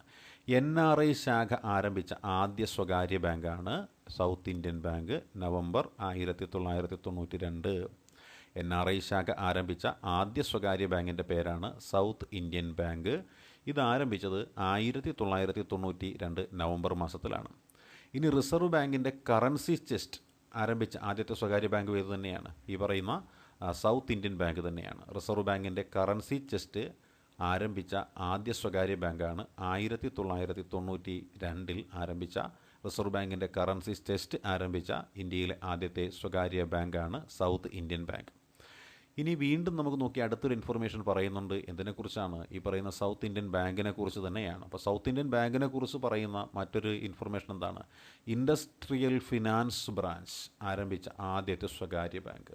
ഇൻഡസ്ട്രിയൽ ഫിനാൻസ് ബ്രാഞ്ച് ആരംഭിച്ച ആദ്യ സ്വകാര്യ ബാങ്കാണ് ഈ പറയുന്ന സൗത്ത് ഇന്ത്യൻ ബാങ്ക്. അതേപോലെ നിയർ ഫീൽഡ് കമ്മ്യൂണിക്കേഷൻ NFC എന്ന് പറയുന്നൊരു സാങ്കേതിക വിദ്യയുണ്ട്. NFC എന്ന് പറയുന്ന സാങ്കേതികവിദ്യ എന്തിനു വേണ്ടി ഉപയോഗിക്കുന്നു എന്ന് ചോദിച്ചാൽ കോൺടാക്റ്റ് ലെസ് ഡെബിറ്റ് കാർഡ് എന്ന് നമ്മൾ പറയും കോൺടാക്റ്റ് ലെസ് ഡെബിറ്റ് കാർഡ് എന്ന് പറയുന്നൊരു സാങ്കേതിക വിദ്യയാണ് നിയർ ഫീൽഡ് കമ്മ്യൂണിക്കേഷൻ എന്ന് പറയുന്നത്. അപ്പോൾ നിയർ ഫീൽഡ് കമ്മ്യൂണിക്കേഷൻ എന്ന് പറഞ്ഞു കഴിഞ്ഞാൽ അതെന്താണ്? NFC-യുടെ ഒരു സാങ്കേതിക വിദ്യയാണ്. അപ്പോൾ NFC-യുടെ ഒരു സാങ്കേതിക വിദ്യയിലൂടെ കോൺടാക്റ്റ് ലെസ് ഡെബിറ്റ് കാർഡ് സംവിധാനം ആരംഭിച്ച ബാങ്കും കൂടിയാണ് ഈ പറയുന്ന സൗത്ത് ഇന്ത്യൻ ബാങ്ക്. അതേപോലെ കോർ ബാങ്കിങ് സംവിധാനം കോർ ബാങ്കിങ് സംവിധാനം നമുക്കറിയാം. ഇന്ത്യയിലുള്ള എല്ലാ ബാങ്കിങ്ങുകളെയും തമ്മിൽ ബന്ധിപ്പിക്കുന്ന സംവിധാനമാണ് കോർ ബാങ്കിങ് സംവിധാനം എന്ന് പറയുന്നത്. അപ്പോൾ കോർ ബാങ്കിങ് സംവിധാനം ആദ്യമായിട്ട് നടപ്പിലാക്കിയ കേരളത്തിലെ ആദ്യ ബാങ്ക് കോർ ബാങ്കിങ് സംവിധാനം നടപ്പിലാക്കിയ കേരളത്തിലെ ആദ്യ ബാങ്ക്. കേരളത്തിൽ കോർ ബാങ്കിങ് സംവിധാനം നടപ്പിലാക്കിയ ആദ്യത്തെ ബാങ്ക് ഏത് തന്നെയാണ്? ഈ പറയുന്ന സൗത്ത് ഇന്ത്യൻ ബാങ്ക് തന്നെയാണ്. സൗത്ത് ഇന്ത്യൻ ബാങ്കാണ്. ഇനിയോ കേരളത്തിലെ സ്വകാര്യ മേഖലാ ബാങ്കുകളിൽ ആദ്യ ഷെഡ്യൂൾഡ് ബാങ്ക് എന്നിങ്ങനെയെല്ലാം അറിയപ്പെടുന്നത് സൗത്ത് ഇന്ത്യൻ ബാങ്കാണ്. അപ്പോൾ കേരളത്തിൽ ഒരുപാട് സ്വകാര്യ മേഖലാ ബാങ്കുകളുണ്ട് അല്ല, കേരളത്തിൽ ഒരുപാട് സ്വകാര്യ മേഖലാ ബാങ്കുകളുണ്ടെങ്കിലും ആ ബാങ്കുകളുടെ ശ്രേണിയിൽ നിന്നും ആദ്യമായിട്ട് ഷെഡ്യൂൾഡ് ബാങ്ക് എന്ന പദവി 1946 സൗത്ത് ഇന്ത്യൻ ബാങ്കിന് ഈ പറയുന്ന ഷെഡ്യൂൾഡ് പദവി കിട്ടുന്നത്. അപ്പോൾ കേരളത്തിലെ ആദ്യത്തെ സ്വകാര്യ മേഖലാ ബാങ്കാണ് ഏത് പദവിയിലെത്തിയ ആദ്യ ഷെഡ്യൂൾഡ് ബാങ്ക് എന്ന പദവി കൈവരിച്ച ആദ്യത്തെ സ്വകാര്യ ബാങ്ക് എന്ന് പറയുന്നത് ഈ പറയുന്ന സൗത്ത് ഇന്ത്യൻ ബാങ്കാണ്. ഇനി നമ്മൾ നോക്കിയാൽ നമുക്കൊരു കമ്മിറ്റിയെ പറ്റി അറിയാനായിട്ട് സാധിക്കും അല്ലേ. ഏതാണ് ആ കമ്മിറ്റി എന്ന് വെച്ചാൽ നമുക്കറിയാം, നരസിംഹ 2 എന്ന് പറഞ്ഞ കമ്മിറ്റിയാണ്. അപ്പോൾ നരസിംഹം 2 എന്ന് പറയുന്നൊരു കമ്മിറ്റി. എന്താണ് ഈ നരസിംഹം 2? ആ ബാങ്കിങ് സെക്ടർ റിഫോംസിന് വേണ്ടിയിട്ടുള്ള ഒരു കമ്മിറ്റിയായിരുന്നു നരസിംഹം കമ്മിറ്റി എന്ന് പറയുന്നത്. അപ്പോൾ നരസിംഹം കമ്മിറ്റി പൊതുവെ അറിയപ്പെടുന്നത് ബാങ്കിങ് സെക്ടർ റിഫോംസ് കമ്മിറ്റി എന്ന പേരിലാണ് ഇത് പൊതുവെ അറിയപ്പെടുന്നത് അല്ലേ. ഇനി വീണ്ടും നമ്മൾ നോക്കിയാൽ എന്തായിരിക്കും, ഈ പൊതുമേഖല ബാങ്കുകളെന്ന് പറയുന്നവരുടെ ആ ഒരു ഭരണം എന്ന് പറയുന്ന വളരെ മോശമായി തുടങ്ങിയ കാലഘട്ടത്തിൽ അതിനെ മെച്ചപ്പെടുത്തുന്നതിന് വേണ്ടിയിട്ട് ഒരു സംവിധാനം നിലവിൽ വരികയാണ്. ആ വന്ന സ്ഥാപനത്തിൻ്റെ പേരാണ് ബാങ്ക് ബോർഡ് ബ്യൂറോ എന്നാണ് പറയുന്നത്. ബാങ്ക് ബോർഡ് ബ്യൂറോ എന്ന് പറയുന്ന ഒരു സ്ഥാപനം. അപ്പോൾ എന്താണ് ബാങ്ക് ബോർഡ് ബ്യൂറോ എന്ന് ചോദിച്ചാൽ, പൊതുമേഖലാ ബാങ്കുകളുടെ പ്രവർത്തനം മെച്ചപ്പെടുത്തുന്നതിനായിട്ട് 2016 ഏപ്രിൽ 1 നിലവിൽ വന്ന സ്ഥാപനത്തിനെയാണ് നമ്മൾ ബാങ്ക്സ് ബോർഡ് ബ്യൂറോ എന്ന് പേരിട്ട് വിശേഷിപ്പിക്കുന്നത് കേട്ടോ.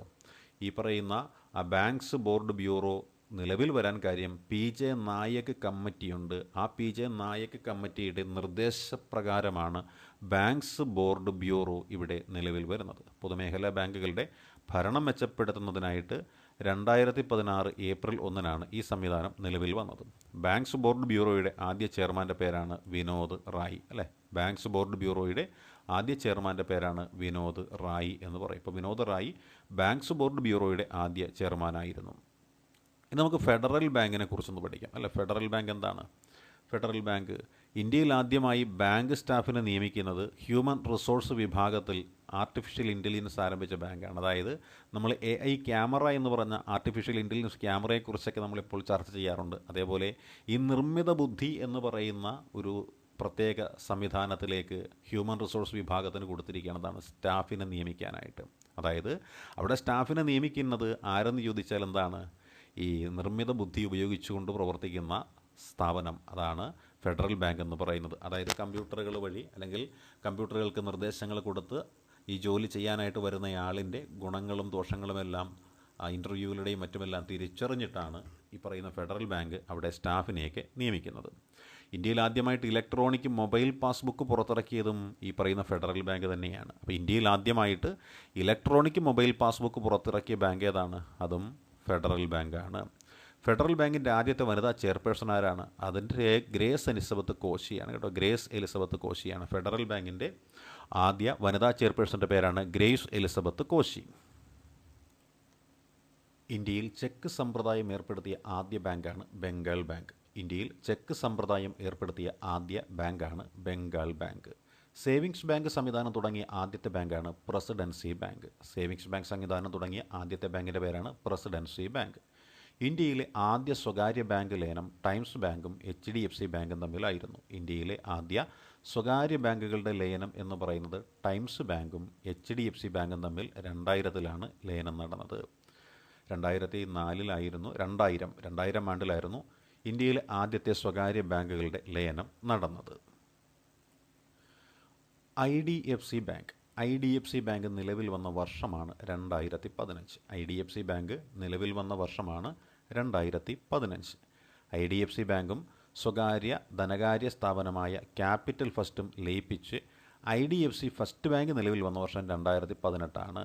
അപ്പോൾ IDFC ബാങ്കും ക്യാപിറ്റൽ ഫസ്റ്റ് എന്ന് പറയുന്ന ബാങ്കും തമ്മിൽ ലയിച്ച് IDFC ഫസ്റ്റ് ബാങ്ക് എന്ന പേരിലൊരു സംവിധാനം നിലവിൽ വന്നു. അത് 2018 ദീർഘകാല അടിസ്ഥാനത്തിൽ കർഷകന് ആവശ്യമായ വായ്പ കുറഞ്ഞ നിരക്കിൽ സ്ഥാപിക്കുന്നതിന് വേണ്ടി സ്ഥാപിതമായ ബാങ്കാണ് ഭൂവികസന ബാങ്ക് എന്ന് പറയുന്നത്. അപ്പോൾ ഭൂവികസന ബാങ്ക് അഥവാ ഭൂവികസന ബാങ്കിൻ്റെ പ്രത്യേകത എന്താണ്? ദീർഘകാല അടിസ്ഥാനത്തിൽ കർഷകന് ആവശ്യമായ വായ്പ കുറഞ്ഞ നിരക്കിൽ നൽകുന്നതിന് വേണ്ടി സ്ഥാപിതമായ ബാങ്കാണ് ഭൂവികസന ബാങ്ക് എന്ന് പറയുന്നത്.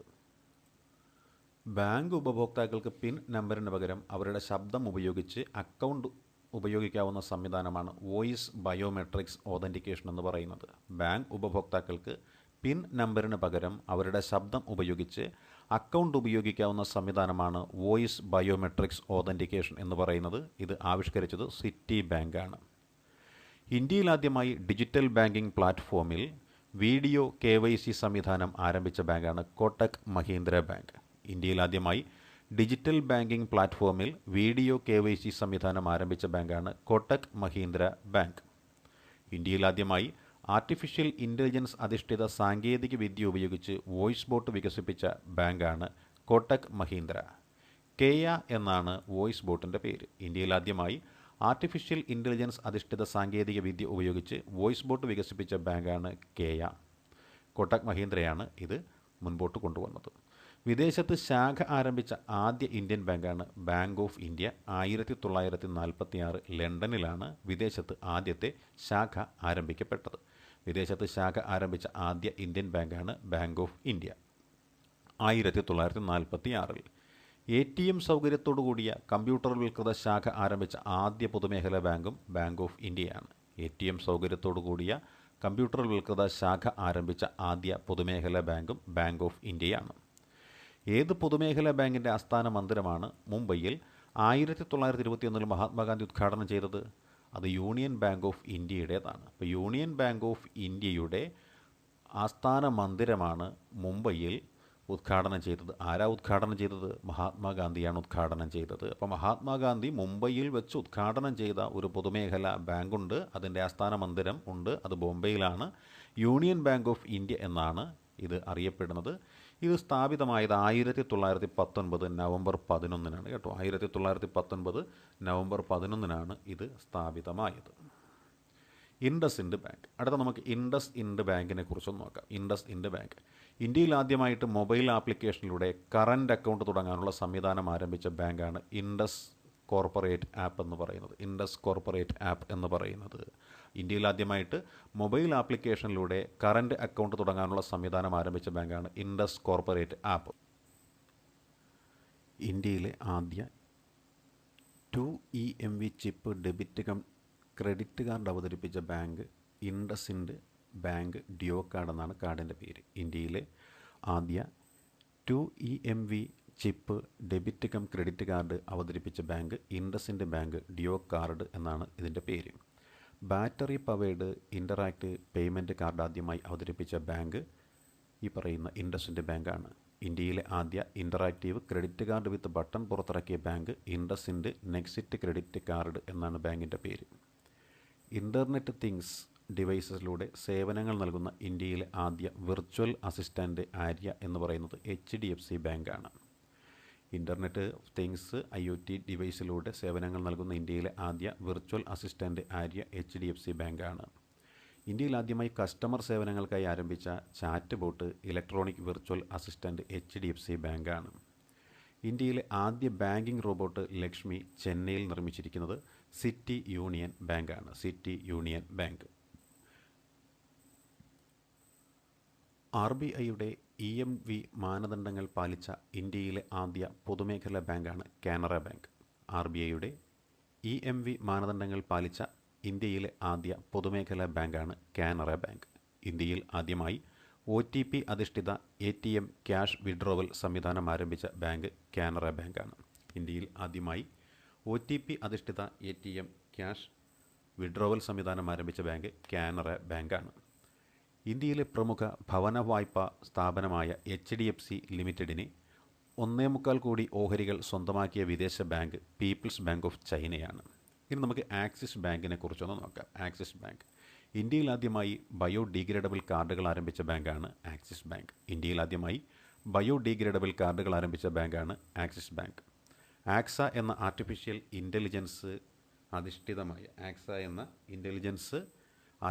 ഇൻ്റലിജൻസിൽ അധിഷ്ഠിതമായ വോയിസ് ബോട്ട് ആരംഭിച്ച ബാങ്കും ആക്സിസ് ബാങ്കാണ്. വർഷം തോറും 1000ഓളം പേർക്ക് തൊഴിൽ നൽകുന്നതിനായി ജിഗ ഓപ്പർച്യൂണിറ്റീസ് എന്ന സംരംഭം ആരംഭിച്ച ബാങ്കും ആക്സിസ് ബാങ്കാണ്. ഇന്ത്യയിൽ ആദ്യമായി മൈക്രോ ATM വഴിയുള്ള ആധാർ അധിഷ്ഠിത പണമിടപാടുകൾക്ക് ഐറിസ് ബയോമെട്രിക് ഓതൻറ്റിക്കേഷൻ ആരംഭിച്ച ബാങ്കും ആക്സിസ് ബാങ്കാണ്.